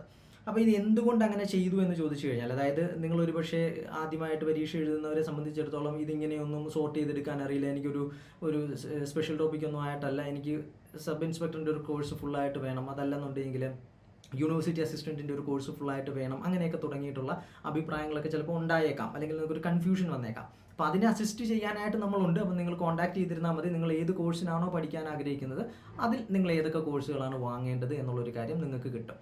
പക്ഷേ അതിനേക്കാളൊക്കെ ഉപരി നമ്മൾ എഴുതാൻ പോകുന്ന പരീക്ഷയെ പറ്റിയിട്ട് ഇതുപോലൊരു ധാരണ നമുക്കുണ്ടായിരിക്കണം. അതായത് ഇതിൽ എന്തൊക്കെയാണ് പഠിക്കാനുള്ളത്, എൻ്റെ വീക്ക് ഏരിയാസ് ഏതൊക്കെയാണ് അറിയില്ല. അപ്പോൾ ആ ഒരു രീതിയിൽ നിങ്ങളൊരു അനാലിസിസ് കൊണ്ടുവന്നു കഴിഞ്ഞാൽ ബാക്കി കാര്യങ്ങളൊക്കെ എളുപ്പമായി. പിന്നെ നിങ്ങൾക്ക് എന്ത് പഠിക്കണം എന്നുള്ളത് നിങ്ങൾ അനലൈസ് ചെയ്യുക എന്നുള്ളതാണ്. നമ്മളൊരു എക്സാമിന് പോവുകയാണെന്നുണ്ടെങ്കിൽ ആദ്യം നമ്മൾ മനസ്സിലാക്കേണ്ട ചില കാര്യങ്ങളുണ്ട്. അതായത് നമ്മൾ എത്രത്തോളം അതിന് വേണ്ടിയിട്ട് പ്രിപ്പയർഡ് ആണ് എന്നുള്ളൊരു കാര്യം. അപ്പോൾ ഓൾറെഡി പ്രിലിംസ് കഴിഞ്ഞതുകൊണ്ട് തന്നെ പല ടോപ്പിക്കുകളും നമ്മൾ പഠിച്ചിട്ടുണ്ട്. അപ്പോൾ അതിൽ തന്നെ നമ്മൾ എത്രത്തോളം ഉണ്ടെന്നുള്ളത് ഞാൻ ആദ്യം പറഞ്ഞതുപോലെ അതൊന്ന് അനലൈസ് ചെയ്യേണ്ട കാര്യമുണ്ട്. അത് കഴിഞ്ഞിട്ട് മെയിൻസിലേക്ക് വരുമ്പോൾ എനിക്കിനി ഏതൊക്കെ ഏരിയാസാണ് കൂടുതലായിട്ട് പഠിക്കേണ്ടതായിട്ട് വരുന്നത്. ഞാൻ കുറേ മെയിൻസ് എക്സാമിനേഷൻ എഴുതുന്നുണ്ട്. അപ്പോൾ ഒരു സ്പൂൺ ഫീഡിങ്ങിനപ്പുറത്തേക്ക് ഓക്കെ ഞാൻ ഏതൊക്കെ മെയിൻസിൽ ഫോക്കസ് കൊടുക്കുന്നു, ആ മെയിൻസിൽ ഫോക്കസ് കൊടുക്കുമ്പോൾ എനിക്ക് ഏതൊക്കെ ടോപ്പിക്കുകളാണ് പഠിക്കേണ്ടി വരുന്നത്. അപ്പം അതിൽ തന്നെ ഇപ്പം നമ്മളുടെ കലണ്ടർ വന്ന് നമ്മുടെ ഡേറ്റ് വരുമ്പോഴേക്കും ആദ്യത്തെ എക്സാമിനേഷൻസ് ഉണ്ടാവും. അപ്പോൾ നമ്മൾ ആദ്യം എഴുതുന്ന examination especially university company board examination ആയിരിക്കും. അപ്പോൾ ആ ഒരു കമ്പനി ബോർഡ് എക്സാമിനേഷൻ SI ഉണ്ടാവും. കമ്പനി ബോർഡ് എക്സാമിനേഷൻ നമ്മൾ ഫസ്റ്റ് പ്രയോറിറ്റി കൊടുക്കുന്നത് ആദ്യം വരികയാണെന്നുണ്ടെങ്കിൽ നമ്മൾ മറ്റേതെല്ലാം മാറ്റി വെച്ചുകൊണ്ട് ആ ഒരു എക്സാമിന് വേണ്ടിയിട്ടായിരിക്കും ത്രൂ ഔട്ട് പ്രിപ്പയർ ചെയ്യുന്നത്. അപ്പോൾ നമ്മൾ മറ്റ് സ്പെഷ്യൽ ടോപ്പിക്കുകളിലേക്കൊന്നും ആ ഒരു സമയത്ത് ഫോക്കസ് കൊടുക്കേണ്ട കാര്യമില്ല. നമുക്ക് ആ പഠിച്ചെടുക്കേണ്ട ഏത് എക്സാം ആണോ അതിൽ തന്നെ ത്രൂ ഔട്ട് ഫോക്കസ് കൊടുക്കുക. അപ്പോൾ നിങ്ങൾക്ക് അതിന് മാത്രം വേണ്ടത് ഏതൊക്കെ സബ്ജക്റ്റുകളാണെന്നുള്ളത് ഒന്ന് ഐഡൻറ്റിഫൈ ചെയ്ത് വെക്കേണ്ടതായിട്ട് വരും.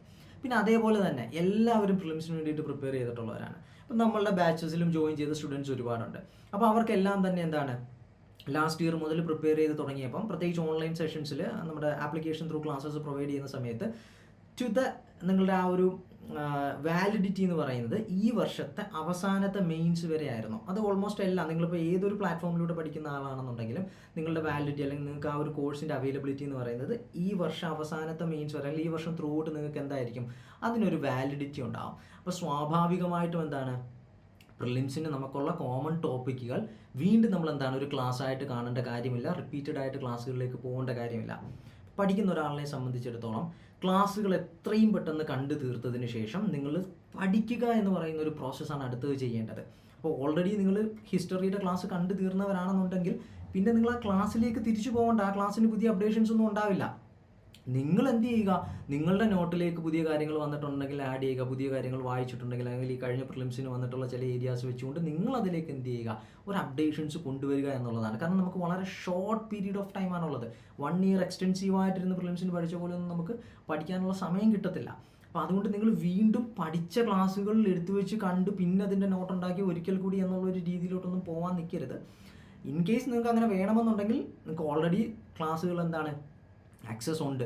അപ്പോൾ ആ ആക്സസ് എടുത്തു വെച്ചുകൊണ്ട് വളരെ പെട്ടെന്ന് തന്നെ ഈ ഒരു റിസൾട്ട് വരുന്നതിനുള്ളിൽ തന്നെ അല്ലെങ്കിൽ ഈ 3rd സ്റ്റേജിൻ്റെയും ഒക്കെ ഒരു സമയം കഴിയുന്നതിനുള്ളിൽ തന്നെ നിങ്ങൾ എന്ത് ചെയ്യുക, ഈ പറയുന്നത് പോലെ നിങ്ങൾക്ക് ആ ഒരു കവറപ്പ് ചെയ്യേണ്ട ഏരിയാസൊക്കെ ഒന്ന് കവറപ്പ് ചെയ്യുക. ഇൻ കേസ് 3rd സ്റ്റേജുകാരുണ്ടെന്നുണ്ടെങ്കിൽ അവരുടെ ഒരു റിസൾട്ട് വരുന്നതിൻ്റെ ഇടയ്ക്ക് എന്ന് പറയുന്ന ഒരു കൂളിംഗ് ടൈം ഉണ്ടാവുമല്ലോ. അപ്പോൾ ആ ഒരു സമയത്ത് നിങ്ങൾ അത്തരം കാര്യങ്ങളൊക്കെ ചെയ്തു വെക്കുക. ഒരിക്കലും നിങ്ങൾ എന്ത് ചെയ്യാൻ പാടില്ല, കണ്ട ക്ലാസ്സുകൾ റിപ്പീറ്റ് ചെയ്ത് കണ്ടുകൊണ്ടേ ഇരിക്കാൻ പാടില്ല.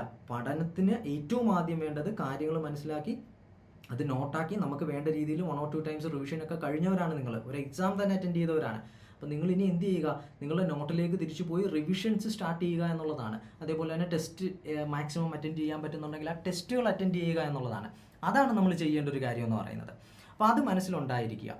ഇനി എൻ്റെ ഈ വോയിസ് കേൾക്കുന്ന ആളുകൾക്ക് അല്ലെങ്കിൽ ഈ വീഡിയോ കാണുന്ന ആളുകളെ സംബന്ധിച്ചിടത്തോളം ചിലർ എന്താണ് പ്രിലിംസിൻ്റെ സമയത്ത് വളരെ ആക്റ്റീവായിട്ട് എല്ലാ സബ്ജക്റ്റും ഒന്നും നോക്കിയിട്ടില്ല, പക്ഷേ പ്രിലിംസ് ക്ലിയർ ചെയ്യാൻ സാധിച്ചവരുണ്ടാവും. എസ്പെഷ്യലി ചിലപ്പോൾ UPSC അറ്റംപ്റ്റ് ചെയ്യുന്നതിനോടൊപ്പം തന്നെ ചെയ്തിട്ടുള്ളവരുണ്ടാവും, പ്രിലിംസ് ക്ലിയർ ചെയ്യാനുള്ള മാർക്ക് നേടിയിട്ടുണ്ടാവും.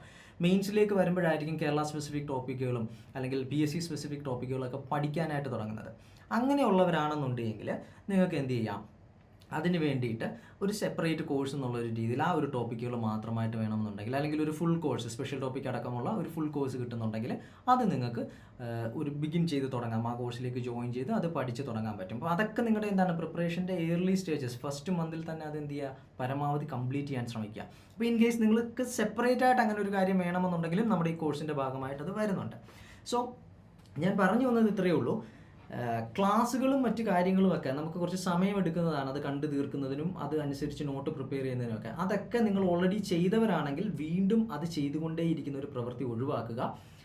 മാത്സ് ഒക്കെ ആണെന്നുണ്ടെങ്കിൽ ഒരു പക്ഷേ വീണ്ടും അത് കണ്ടാലേ മനസ്സിലാകത്തുള്ളൂ എന്നുണ്ടെങ്കിൽ അത് നിങ്ങൾ കാണുക. മറ്റ് സബ്ജക്റ്റുകളൊക്കെ അറിയാൻ വയ്യാത്ത ഭാഗങ്ങൾക്ക് വേണ്ടി മാത്രം അല്ലെങ്കിൽ മറന്നുപോയ ഭാഗങ്ങൾക്ക് വേണ്ടി മാത്രം കോൺസെപ്ച്വൽ ക്ലാരിറ്റി ക്ലിയർ ആക്കുന്നതിനുമൊക്കെ ആ ക്ലാസ്സുകളെ ഡിപ്പെൻഡ് ചെയ്യുക.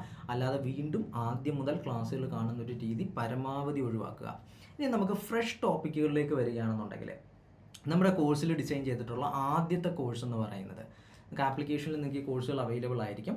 അപ്പം നിങ്ങളുടെ കോഴ്സിൽ ഡിസൈൻ ചെയ്തിട്ടുള്ള ആദ്യത്തെ കോഴ്സ് എന്ന് പറയുന്നത് മെയിൻസിൽ നമ്മൾ പുതുതായിട്ട് പഠിക്കുന്ന കോമൺ ആയിട്ട് വരുന്ന ഏരിയാസാണ്. ഇതാണ് മെയിൻസിൻ്റെ എല്ലാ മെയിൻസ് എക്സാമിനേഷനുകൾക്കും നമുക്ക് ഇമ്പോർട്ടൻ്റ് ആയിട്ട് വരുന്ന കോമൺ ആയിട്ട് വരുന്ന ഭാഗം ഏതൊക്കെയായിരുന്നു? കേരള ഗവേണൻസ് അതിൻ്റെ അണ്ടറിൽ വരുന്നുണ്ട് അല്ലേ, അതേപോലെ തന്നെ ലൈഫ് സയൻസ് വരുന്നുണ്ട്, ഫിസിക്സ് വരുന്നുണ്ട്, കെമിസ്ട്രി വരുന്നുണ്ട്, കറണ്ട് അഫയേഴ്സ് വരുന്നുണ്ട്. ഇതടങ്ങുന്നതാണ് കോഴ്സ് 1 എന്ന് പറയുന്നത്. കോഴ്സ് 1 എന്ന് ഞാനിപ്പോൾ നെയിം ചെയ്തെന്നുള്ളതേ ഉള്ളൂ. ഒരു കോഴ്സ് എന്ന് പറയുന്നത് നിങ്ങൾക്ക് അങ്ങനെ പർച്ചേസ് ചെയ്യാൻ പറ്റും. അപ്പോൾ നിങ്ങളുടെ കയ്യിൽ ഓൾറെഡി എന്താണ്, നമ്മൾ മുമ്പ് കണ്ടു ഇതിന് 39 മാർക്ക് വരെയാണ് വെയിറ്റേജ് വരുന്നത്, നമ്മൾ കണ്ടു 29 മുതൽ 37 വരെയാണ് വെയിറ്റേജ് വരുന്നതെന്ന് കണ്ടു. പ്ലസ് നമ്മളുടെ എന്താണ് മുൻപ് നമ്മൾ പഠിച്ചിട്ടുണ്ടായിരുന്ന മാത്സ്, മലയാളം, ഇംഗ്ലീഷും മറ്റ് ജനറൽ ടോപ്പിക്കുകളും ഒക്കെ ആകുമ്പോഴേക്കും തന്നെ എന്താണ് ഒരു 75% അല്ലെങ്കിൽ 80% കണ്ടന്റ് നിങ്ങളുടെ കയ്യിലാകും. അപ്പോൾ നിങ്ങൾക്ക് ഈ ഒരു കോഴ്സ് സെപ്പറേറ്റ് ആയിട്ട് അതിൻ്റെ ക്ലാസ്സുകൾ കണ്ട് അതിൻ്റെ നോട്ട്സും എല്ലാമായിട്ട് പ്രിപ്പയർ ചെയ്യാൻ പറ്റും. അപ്പോൾ ക്ലാസ്സിൻ്റെ ഒക്കെ രീതികളെല്ലാം സെയിം തന്നെ ആയിരിക്കും വരുന്നത്. ക്ലാസ്സിന് ക്ലാസ് നോട്ട്സും മറ്റു കാര്യങ്ങളും എല്ലാമായിട്ടായിരിക്കും പോകുന്നത്. അതിൻ്റെ ഡീറ്റെയിൽസ് ഞാൻ പറയാം. ഫസ്റ്റ് ഓഫ് ഓൾ ഞാൻ ഈ കോഴ്സ് ഒന്ന് ഡിവൈഡ് ചെയ്തോട്ടെ. അപ്പോൾ ഇതിൽ നിങ്ങൾക്ക് മെയിൻസിൽ വേണ്ട കോമൺ ആയിട്ട് വരുന്ന ടോപ്പിക്കുകളായിരിക്കും ഒരു കോഴ്സായിട്ട് പർച്ചേസ് ചെയ്യാൻ പറ്റുന്നത്. 499 രൂപയ്ക്ക് ആ കോഴ്സ് നിങ്ങൾക്ക് ആപ്ലിക്കേഷനിൽ അവൈലബിൾ ആയിരിക്കും. റെക്കോർഡ് ചെയ്തിട്ടുള്ള ക്ലാസ്സുകളായിരിക്കും പ്രൊവൈഡ് ചെയ്യുന്നത്. ആൻഡ് അതിൽ കൃത്യമായി ഓരോന്നിൻ്റെയും അണ്ടറിൽ ചാപ്റ്ററുകളായി ഡിവൈഡ് ചെയ്തുകൊണ്ട് ആ ചാപ്റ്ററുകളുടെ അണ്ടറിൽ വേണ്ട വീഡിയോസും അതിൻ്റെ നോട്ട്സും അതിൻ്റെ ടെസ്റ്റും അടക്കമായിട്ടായിരിക്കും നിങ്ങൾക്ക് പ്രൊവൈഡ് ചെയ്യുന്നത്. ദെൻ അതോടൊപ്പം തന്നെ എന്താണ് പ്രീവിയസ് ഇയർ ക്വസ്റ്റ്യൻ പേപ്പേഴ്സും ആപ്ലിക്കേഷനിലൂടെ നിങ്ങൾക്ക് ചെയ്തു നോക്കാനുള്ളൊരു ഓപ്ഷൻസ് കൂടിയിട്ടുണ്ടാകും. അപ്പോൾ 2021 ശേഷം ഇങ്ങോട്ട് നടന്നിട്ടുള്ള എല്ലാ എക്സാമുകളും സബ്ജക്റ്റ് വൈസ് ആയിട്ട് തന്നെ നമ്മുടെ ആപ്ലിക്കേഷനിൽ അവൈലബിൾ ആണ്. അതിനുള്ളൊരു ഫ്രീ ആക്സസ് കൂടി നിങ്ങൾക്ക് ഇതോടൊപ്പം പ്രൊവൈഡ് ചെയ്യുന്നുണ്ട്. അപ്പോൾ നിങ്ങൾക്ക് കേരള ഗവേണൻസിൻ്റെ മാത്രം ടോപ്പിക് എടുത്ത് വെച്ച് PYQ ചെയ്ത് നോക്കണോ, അത് ചെയ്ത് നോക്കാം. ഫിസിക്സിൻ്റെ മാത്രം നോക്കണോ, അത് ചെയ്ത് നോക്കാം. കെമിസ്ട്രി മാത്രം നോക്കണോ, അത് ചെയ്ത് നോക്കാം. കറണ്ട് അഫേഴ്സ് മാത്രം നോക്കണോ, അതും ചെയ്ത് നോക്കാം. അപ്പോൾ കറണ്ട് അഫേഴ്സ് ഒക്കെ പഠിക്കുന്ന സമയത്ത് അതേ ചോദ്യങ്ങൾ എടുത്ത് വെച്ച് റിപ്പീറ്റ് ഒന്നും അല്ല നമുക്ക് ചെയ്യേണ്ടത്, കാരണം അത് ആ സമയത്തെ കറണ്ട് അഫേഴ്സ് ആയിരുന്നു. അപ്പോൾ അതിനെ റിലേറ്റ് ചെയ്തുകൊണ്ട് ഈ വർഷവും ഇതിന് മുമ്പത്തെ വർഷവും സിമിലർ ആയിട്ടുള്ള ഫാക്ട് ഏതാണോ അത് പഠിക്കുകയാണ് നമ്മൾ ചെയ്യേണ്ടത്. ഈ അനാലിസിസുകളൊക്കെ നിങ്ങൾക്ക് എന്ത് ചെയ്യാൻ പറ്റും, PYQ വഴി നമുക്ക് ചെയ്ത് നോക്കാനും കൂടിയുള്ള ഒരു അവസരം കോഴ്സിനോടൊപ്പം നിങ്ങൾക്ക് പ്രൊവൈഡ് ചെയ്യുന്നുണ്ട്. അപ്പോൾ അതാണ് ഫസ്റ്റ് കോഴ്സിൻ്റെ അണ്ടറിൽ വരുന്നത്. നെക്സ്റ്റ് നമുക്ക് എന്താണ് നമ്മളുടെ യൂണിവേഴ്സിറ്റി അസിസ്റ്റൻറ്റിൻ്റെ ക്ലാസ്സുകൾ. യൂണിവേഴ്സിറ്റി അസിസ്റ്റൻറ്റിൻ്റെ ക്ലാസ്സുകളിലേക്ക് വരുമ്പം അവിടെ എന്താണ് ഈ പറയുന്ന ഈ കോമൺ ടോപ്പിക്ക് നിങ്ങൾക്ക് ഓൾറെഡി ഉണ്ടെന്നുണ്ടെങ്കിൽ പിന്നെ അത് സെപ്പറേറ്റ് ആയിട്ട് നോക്കേണ്ട കാര്യമില്ല, സെയിം ക്ലാസ്സുകൾ തന്നെയായിരിക്കും വരുന്നത്. പ്ലസ് നമ്മളുടെ എഡ്യൂക്കേഷൻ പോളിസി ആക്ട് കമ്മീഷൻ 13 മാർക്കിൻ്റെ ടോപ്പിക്കാണ് പഠിക്കാനുള്ളത്. എഡ്യൂക്കേഷൻ പോളിസി ആക്ട് കമ്മീഷൻസ് എന്ന് പറയുന്ന ഒരു ഏരിയ. അപ്പോൾ അതിൻ്റെ ക്ലാസ്സുകൾ കൃത്യമായിട്ട് ഓർഗനൈസ് ചെയ്തിട്ട് പ്രൊവൈഡ് ചെയ്തിട്ടുണ്ടാവും. നിങ്ങൾ സെക്രട്ടേറിയറ്റ് അസിസ്റ്റൻറ്റിൻ്റെ ക്ലാസ് കണ്ടിട്ടുള്ളവരാണെങ്കിൽ മനസ്സിലായി കാണും എത്രത്തോളം അത് യൂസ്ഫുൾ ആയിരുന്നു എന്നുള്ളത്. ഏകദേശം 3000-ഓളം കുട്ടികൾ യൂസ് ചെയ്തിട്ടുള്ളൊരു ഒരു ക്ലാസ് ആയിരുന്നു അതെന്ന് പറയുന്നത്. അത് ഇപ്പോൾ റിസൾട്ട് വന്നിട്ടുള്ള സ്റ്റുഡൻസിൻ്റെ ഫീഡ്ബാക്കുകൾ നിങ്ങൾ കണ്ടിട്ടുണ്ടെങ്കിൽ മനസ്സിലായി കാണും അത് എത്രത്തോളമായിരുന്നു വളരെ സ്ട്രക്ചേർഡ് ആൻഡ് ഓർഗനൈസ്ഡ് ആയിട്ട് പ്രൊവൈഡ് ചെയ്തിട്ടുള്ളതും അത് നിങ്ങൾക്ക് എത്രത്തോളം യൂസ്ഫുൾ ആയിട്ടുണ്ടെന്നുള്ളതും. അപ്പോൾ അതിൻ്റെ പ്രിൻറ്റബിൾ നോട്ട്സ് തന്നെയാണ് പ്രൊവൈഡ് ചെയ്യുന്നത്. പ്രിൻറ്റബിൾ നോട്ട്സ് ഒക്കെ ഇപ്പോഴാണ് കോമൺ ആവാൻ തുടങ്ങിയിട്ടുള്ളത്. പ്രിൻറ്റബിൾ നോട്ട്സ് ഒക്കെ കഴിഞ്ഞ തവണ നമ്മൾ കൃത്യമായിട്ട് നിങ്ങൾക്ക് ആ ഒരു സ്ലൈഡിനെ വെച്ചുകൊണ്ട് അത് മിനിമൈസ് ചെയ്തൊന്നും എന്ത് ചെയ്യേണ്ടി വന്നിട്ടില്ല, കോപ്പി എടുക്കേണ്ടി വന്നിട്ടില്ല. കൃത്യം നോട്ടുകൾ എടുത്ത് A4 ഷീറ്റിൽ പഠിക്കാനുള്ള സാഹചര്യം ഒക്കെ ഉണ്ടായിരുന്നു. അപ്പോൾ അതുപോലെ തന്നെ ആയിരിക്കും ഇത്തവണയും ക്ലാസ്സുകൾ ഉണ്ടാവുക. ആ ക്ലാസ്സുകളിലാണ് യൂണിവേഴ്സിറ്റി അസിസ്റ്റൻറ്റിൻ്റെ 399 രൂപയ്ക്കാണ് അതിൻ്റെ സ്പെഷ്യൽ ടോപ്പിക്ക് മാത്രമായിട്ട് നിങ്ങൾക്ക് പർച്ചേസ് ചെയ്യാൻ പറ്റുന്നത്. അതേപോലെ തന്നെ കമ്പനി ബോർഡിൻ്റെ ഇമ്പോർട്ടൻ്റ് ആക്റ്റുകൾ അടങ്ങുന്ന പോർഷൻ അതും കമ്പനി ബോർഡ് SPCID ആണ് വരുന്നത്. അതും എന്താണ് 399 രൂപയ്ക്ക് സെപ്പറേറ്റ് കോഴ്സായിട്ടായിരിക്കും ഉണ്ടാകുന്നത്. സോ നിങ്ങൾ ഇപ്പം കമ്പനി ബോർഡ് അസിസ്റ്റൻറ്റിന് വേണ്ടിയിട്ട് മാത്രമാണ് പ്രിപ്പയർ ചെയ്യുന്നതെന്നുണ്ടെങ്കിൽ അല്ലെങ്കിൽ അതാണ് ഫോക്കസ് ചെയ്യുന്നതെന്നുണ്ടെങ്കിൽ ഈ മെയിൻസിൻ്റെ കോമൺ ടോപ്പിക്കും കമ്പനി ബോർഡിൻ്റെ സ്പെഷ്യൽ ടോപ്പിക്കും മാത്രമായിട്ട് ആക്റ്റുകളും മാത്രമായിട്ടുള്ള 2 കോഴ്സായിട്ട് സെപ്പറേറ്റ് ആയിട്ട് പർച്ചേസ് ചെയ്താൽ മാത്രം മതി. കോമൺ ടോപ്പിക് ഓൾറെഡി അറിയാവുന്നതാണെന്നുണ്ടെങ്കിൽ പിന്നെ അത് പർച്ചേസ് ചെയ്യേണ്ട കാര്യമില്ല എന്നുള്ളതാണ്. അതല്ല നമ്മളുടെ തന്നെ പ്രിലിംസ് ബാച്ചിൻ്റെ ഭാഗമായിട്ട് പഠിക്കുന്നവരാണെന്നുണ്ടെങ്കിൽ നിങ്ങൾക്ക് ആ പ്രിലിംസ് ബാച്ചിലേക്ക് പോയിട്ട് ആ ക്ലാസ്സുകൾ കാണുക എന്നുള്ളതാണ്. സെപ്പറേറ്റ് ആയിട്ട് ഇതിന് വേണ്ടിയിട്ട് എന്ത് ചെയ്യേണ്ടി വരുന്നില്ല, നിങ്ങളൊരു കോസ്റ്റ് മുടക്കേണ്ട ഒരു സാഹചര്യം വരുന്നില്ല എന്നുള്ളതാണ്. അപ്പോൾ അതോടുകൂടിയിട്ട് നിങ്ങളുടെ എന്താണ് ഈ വർഷത്തെ ഒരു സബ്ജക്റ്റിൻ്റെ മെയിൻസ് എക്സാമിനേഷന് വേണ്ട കാര്യങ്ങൾ കഴിയും. ഇനി നിങ്ങൾ യൂണിവേഴ്സിറ്റി അസിസ്റ്റൻറ്റ് കൂടി നോക്കുന്നുണ്ടെങ്കിൽ അതിൻ്റെ സെപ്പറേറ്റ് ആയിട്ടുള്ളത് അത് ആ സമയത്ത് പഠിക്കുന്നതെന്നുണ്ടെങ്കിൽ ആ സമയത്ത് മാത്രം പർച്ചേസ് ചെയ്ത് നോക്കിയാൽ മാത്രം മതി. അപ്പോൾ ആ ഒരു സമയത്ത് നിങ്ങൾക്ക് അത് പർച്ചേസ് ചെയ്യാവുന്നതേ ഉള്ളൂ. അപ്പോൾ നിങ്ങൾക്ക് 2 കോഴ്സുകൾ എന്നുള്ള 2 എക്സാമുകൾ അറ്റൻഡ് ചെയ്യാനുള്ളത് അതിൽ നിന്നാകും. ഇനി നമ്മൾ നിങ്ങൾക്ക് അടുത്ത എക്സാം എന്ന് പറയുന്നത് മെയിൻസിൻ്റെ സ്പെഷ്യൽ ടോപ്പിക്ക് ഞാൻ തീർത്തതിന് ശേഷം വരാം. സ്പെഷ്യൽ ടോപ്പിക്കായിട്ട് പിന്നെ പ്രൊവൈഡ് ചെയ്യുന്നതെന്ന് പറയുന്നത് സബ് ഇൻസ്പെക്ടറാണ്. സബ് ഇൻസ്പെക്ടറിൻ്റെ ക്ലാസ്സുകളാണ് പ്രൊവൈഡ് ചെയ്യുന്നത്. സബ് ഇൻസ്പെക്ടറിൻ്റെ ക്ലാസ് എന്ന് പറയുന്നത് നമ്മളുടെ തന്നെ ആപ്ലിക്കേഷനിലെ one of the best classes എന്ന് ഞാൻ പറയുന്ന ക്ലാസ്സുകളിൽ ഒന്നാണ്. അതിന് നിങ്ങൾക്ക് ചെറിയൊരു എമൗണ്ടിലായിരിക്കില്ല ഉണ്ടാകുന്നത്. 1499 രൂപയ്ക്കായിരിക്കും അതിൻ്റെ സ്പെഷ്യൽ ടോപ്പിക്ക് ഉണ്ടാകുന്നത്. കാരണം കൂട്ടത്തിലെ കൊമ്പനാണ്. അപ്പോൾ കൊമ്പനായതുകൊണ്ട് തന്നെ എന്താണ് കൂട്ടത്തിൽ അത്യാവശ്യം നിങ്ങൾക്ക് ഫീസും വരുന്ന ഒരു കോഴ്സാണ് എന്തെന്ന് പറയുന്നത് സബ് ഇൻസ്പെക്ടർ എന്ന് പറയുന്നത്. എന്നാൽ അത് ഓവർ പ്രൈസ്ഡ് ഒന്നും അല്ല, അതിൻ്റെ കൃത്യം കോസ്റ്റ് തന്നെയാണ് വരുന്നത്. കാരണം ഇതിനകത്ത് നിങ്ങൾക്ക് വരുന്ന കോൺസ്റ്റിറ്റ്യൂഷൻ എന്ന് പറയുന്ന ഏരിയ എടുക്കുന്നതും അതേപോലെ തന്നെ നമ്മുടെ BNS എന്നൊക്കെ പറയുന്നത് ക്ലിയർ ആയിട്ട് നിങ്ങൾക്ക് മനസ്സിലാവണം. അപ്പോൾ അതിൽ സ്പെഷ്യലൈസ് ചെയ്യപ്പെട്ടിട്ടുള്ള ആളുകളാണ് അതിൽ നിങ്ങൾക്ക് ക്ലാസ് എടുക്കുന്നത്. നിലവിൽ ഹൈക്കോർട്ടിൽ പ്രാക്ടീസ് ചെയ്യുന്ന ആളാണ്. ദെൻ അതേപോലെ തന്നെ എന്താണ് സൈക്കോളജിയിലും നിങ്ങൾക്ക് one of the best faculties available in കേരളത്തിലെ ഏറ്റവും മികച്ച ഫാക്കൽറ്റിയുള്ള ഒരാളാണ് സൈക്കോളജിയുടെ ക്ലാസ് എടുക്കുന്നത്. വളരെ ഡീറ്റെയിൽഡ് ആയിട്ട് ലെങ്തി അവേഴ്സ് ആയിരിക്കും സൈക്കോളജിയുടെ ക്ലാസ്സിൻ്റെ അണ്ടറിൽ ഉണ്ടാവുക. അതിന് മുകളിലൊരു സൈക്കോളജി ക്ലാസ് നിങ്ങൾക്ക് എങ്ങൊന്നും വാങ്ങേണ്ട അല്ലെങ്കിൽ നോക്കേണ്ട ഒരു കാര്യവും വരുന്നില്ല. സോ സബ് ഇൻസ്പെക്ടറിൻ്റെ സെപ്പറേറ്റ് കോഴ്സായിട്ട് പർച്ചേസ് ചെയ്യുക എന്നുള്ളതാണ്. 1499 രൂപയാണ്. അതിനകത്ത് കോൺസ്റ്റിറ്റ്യൂഷൻ കൂടിയിട്ട് കവേർഡ് ആവുന്നുണ്ട് എന്നുള്ളതാണ്. ദെൻ നെക്സ്റ്റ് കോഴ്സ് എന്ന് പറയുന്നത് അസിസ്റ്റൻറ്റ് ജയിലറിൻ്റെ സ്പെഷ്യൽ ടോപ്പിക് 20 മാർക്കിൻ്റെ സ്പെഷ്യൽ ടോപ്പിക്കിൻ്റെ ക്ലാസ്സുകൾ. അതും നിങ്ങൾക്ക് എന്താണ് 199 രൂപയ്ക്ക് അത് സെപ്പറേറ്റഡ് ആയിട്ട് പർച്ചേസ് ചെയ്യാവുന്നതാണ്. അതും ഒരു സെപ്പറേറ്റ് കോഴ്സാണ്. ഇനി ഈ പറയുന്ന നമ്മളുടെ മെയിൻസ് ഓറിയൻറ്റഡ് ആയിട്ടുള്ള ക്ലാസ്സുകൾക്ക് പുറമെ സപ്പോസ് നിങ്ങൾക്ക് ഈ പ്രിലിംസിൻ്റെ സമയത്ത് മറ്റ് ക്ലാസ്സുകൾക്കൊന്നും ജോയിൻ ചെയ്യാതെ പ്രിലിംസ് എക്സാമിനേഷൻ എഴുതിയെന്ന് വിചാരിക്കുക. അപ്പോൾ സ്വാഭാവികമായിട്ടും പ്രിലിംസിൻ്റെ ആ ഏരിയയൊക്കെ എന്താണ് ഒന്നും കൂടെ ഒന്ന് നന്നായിട്ട് പഠിക്കേണ്ട സാഹചര്യമുണ്ട്. അത് വളരെ വിരളമായിട്ടുള്ള ആളുകളായിരിക്കും അതിലുണ്ടാവുക. പക്ഷേ എന്താണ് അതിന് വേണ്ടിയിട്ട് സെപ്പറേറ്റ് ക്ലാസ് ഇല്ലല്ലോ എന്നുള്ളൊരു പരിഭവമൊന്നും വേണ്ട. ആ ടോപ്പിക്കുകളെല്ലാം അടങ്ങുന്നത് നമ്മളുടെ ജനറൽ ടോപ്പിക്കുകളും അതേപോലെ തന്നെ എന്താണ് maths, Malayalam, English, simple arithmetic and mental ability, general English, Malayalam language area ഇതടങ്ങുന്ന കോഴ്സും സെപ്പറേറ്റ് ആയിട്ട് പർച്ചേസ് ചെയ്യാവുന്നതാണ്. 999 രൂപയാണ് ആ ഒരു കോഴ്സിൻ്റെ ആ ഒരു പാക്കേജിൻ്റെ പ്രൈസ് എന്ന് പറയുന്നത്. സോ ഇത് ഇത്രയുമാണ് ഈ വർഷത്തെ നമ്മളുടെ മെയിൻസിൻ്റെ പാക്കേജ് എന്ന് പറയുന്നത്. അപ്പോൾ നിങ്ങൾ വേണ്ടത് മാത്രം പഠിക്കുക, വേണ്ടതിന് വേണ്ടി മാത്രം നിങ്ങൾ ഫീസ് മുടക്കുക. കാരണം ഓൾറെഡി നിങ്ങൾ പ്രിലിംസിന് വേണ്ടിയിട്ട് കോഴ്സസ് പർച്ചേസ് ചെയ്തവരാണ്. ഇനി വീണ്ടും എക്സ്ട്രാ നിങ്ങൾ എന്ത് ചെയ്യേണ്ട കാര്യം വരുന്നില്ല. ആ ഒരു മെയിൻസ് ടോപ്പിക്കിൻ്റെ ഭാഗമായിട്ട് ഇത് പഠിക്കുന്നതിന് വേണ്ടിയിട്ട് സെപ്പറേറ്റഡ് ആയിട്ടൊരു ഫീസ് നിങ്ങൾ മുടക്കേണ്ട കാര്യം വരുന്നില്ല. നിങ്ങൾ എന്ത് ചെയ്യുക, നിങ്ങൾക്ക് വേണ്ടത് ഏതാണോ അത് മാത്രമായിട്ട് പർച്ചേസ് ചെയ്യുക. സോ ഈ ഒരു കാര്യത്തിൽ എന്തെങ്കിലും ഇനിയും കൺഫ്യൂഷൻ ഉണ്ടെന്നുണ്ടെങ്കിൽ you can contact with office. നിങ്ങൾക്ക് ഓഫീസിലേക്ക് കോൺടാക്ട് ചെയ്യാം. അതല്ല എന്നുണ്ടെങ്കിൽ നിങ്ങൾക്ക് ഡയറക്റ്റ് ആയിട്ട് പ്രിയാമ്പിൾ എഡ്യൂക്കേഷൻ്റെ ആപ്ലിക്കേഷൻ ഡൗൺലോഡ് ചെയ്യാം. കോഴ്സുകൾ ലോഞ്ച് ചെയ്യുന്നതേ ഉള്ളൂ. നെക്സ്റ്റ് വീക്ക് മുതലായിരിക്കും കോഴ്സുകൾ ലോഞ്ച് ചെയ്യുന്നത്. അപ്പോൾ നിങ്ങൾ ഓൾറെഡി ഡൗൺലോഡ് ചെയ്തിരിക്കുകയാണെന്നുണ്ടെങ്കിൽ പുതിയ കോഴ്സസ് അപ്ഡേറ്റ് ചെയ്യുന്നതിനനുസരിച്ചിട്ടും ക്ലാസ് അപ്ഡേറ്റ് ചെയ്യുന്നതിനനുസരിച്ചിട്ടും നിങ്ങൾക്ക് അതിൽ മെസ്സേജസ് വരുന്നുണ്ടാവും, നോട്ടിഫിക്കേഷൻസ് വരുന്നുണ്ടാവും. അതനുസരിച്ചുകൊണ്ട് നിങ്ങൾക്ക് നിങ്ങളുടെ പ്ലാനിങ്ങും മറ്റു കാര്യങ്ങളുമൊക്കെ ആയിട്ട് നിങ്ങളുടെ ക്ലാസ്സുകൾ കണ്ടു തുടങ്ങാവുന്നതാണ്. ആൻഡ് ഡെമോ ക്ലാസ്സസ് ഒക്കെ അവൈലബിൾ ആണ്. അപ്പോൾ കോഴ്സ് പർച്ചേസ് ചെയ്യുന്നതിന് മുമ്പ് തന്നെ നിങ്ങൾക്ക് ഫസ്റ്റ് സെഷൻസ് ഒക്കെ ആയിട്ട് കാണാനും ഒക്കെയുള്ള ഓപ്ഷൻ ഉണ്ടാവും. അതൊക്കെ നോക്കിയിട്ട് സാറ്റിസ്ഫൈങ് ആണെന്നുണ്ടെങ്കിൽ മാത്രം നിങ്ങൾ ആ കോഴ്സ് പർച്ചേസ് ചെയ്യുക.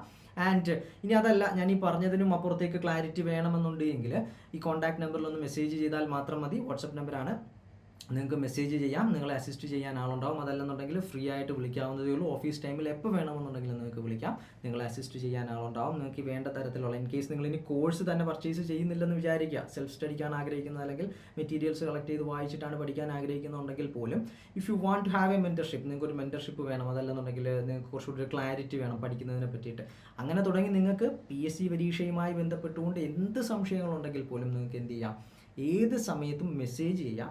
പക്ഷേ ഓഫീസ് ടൈമിൽ മാത്രം വിളിച്ചാൽ മതി കേട്ടോ, അല്ലെങ്കിൽ ഫോൺ അറ്റൻഡ് ചെയ്യാൻ ആളുണ്ടാവില്ല. അപ്പോൾ നിങ്ങൾ എന്ത് ചെയ്യുക, ഈ ഒരു നമ്പർ നിങ്ങൾ നോട്ട് ചെയ്ത് വെച്ചോളുക. നിങ്ങൾക്ക് വേണ്ട ഏതൊരു ഹെൽപ്പിനും, എക്സാമുമായി ബന്ധപ്പെട്ടുകൊണ്ടുള്ള ഏതൊരു ഹെൽപ്പിനും നിങ്ങൾ എന്ത് ചെയ്യുക, ഈ നമ്പറിൽ കോൺടാക്ട് ചെയ്യുക. സോ ഇത്രയുമാണ് നമുക്ക് കോഴ്സുകളായിട്ട് വരുന്നത്. നമ്മളുടെ ഈ വർഷത്തെ മെയിൻസിന് വേണ്ടിയിട്ടുള്ള കോഴ്സുകളായിട്ട് വരുന്നത് ഇത്രയുമാണ്. അപ്പോൾ ഇതൊന്ന് നോക്കി വെച്ചിരിക്കുക. നിങ്ങൾക്ക് വേണ്ട രീതിയിൽ ഏതാണെന്നുള്ളത് നിങ്ങളൊന്ന് ഐഡൻറ്റിഫൈ ചെയ്ത് വെക്കുക.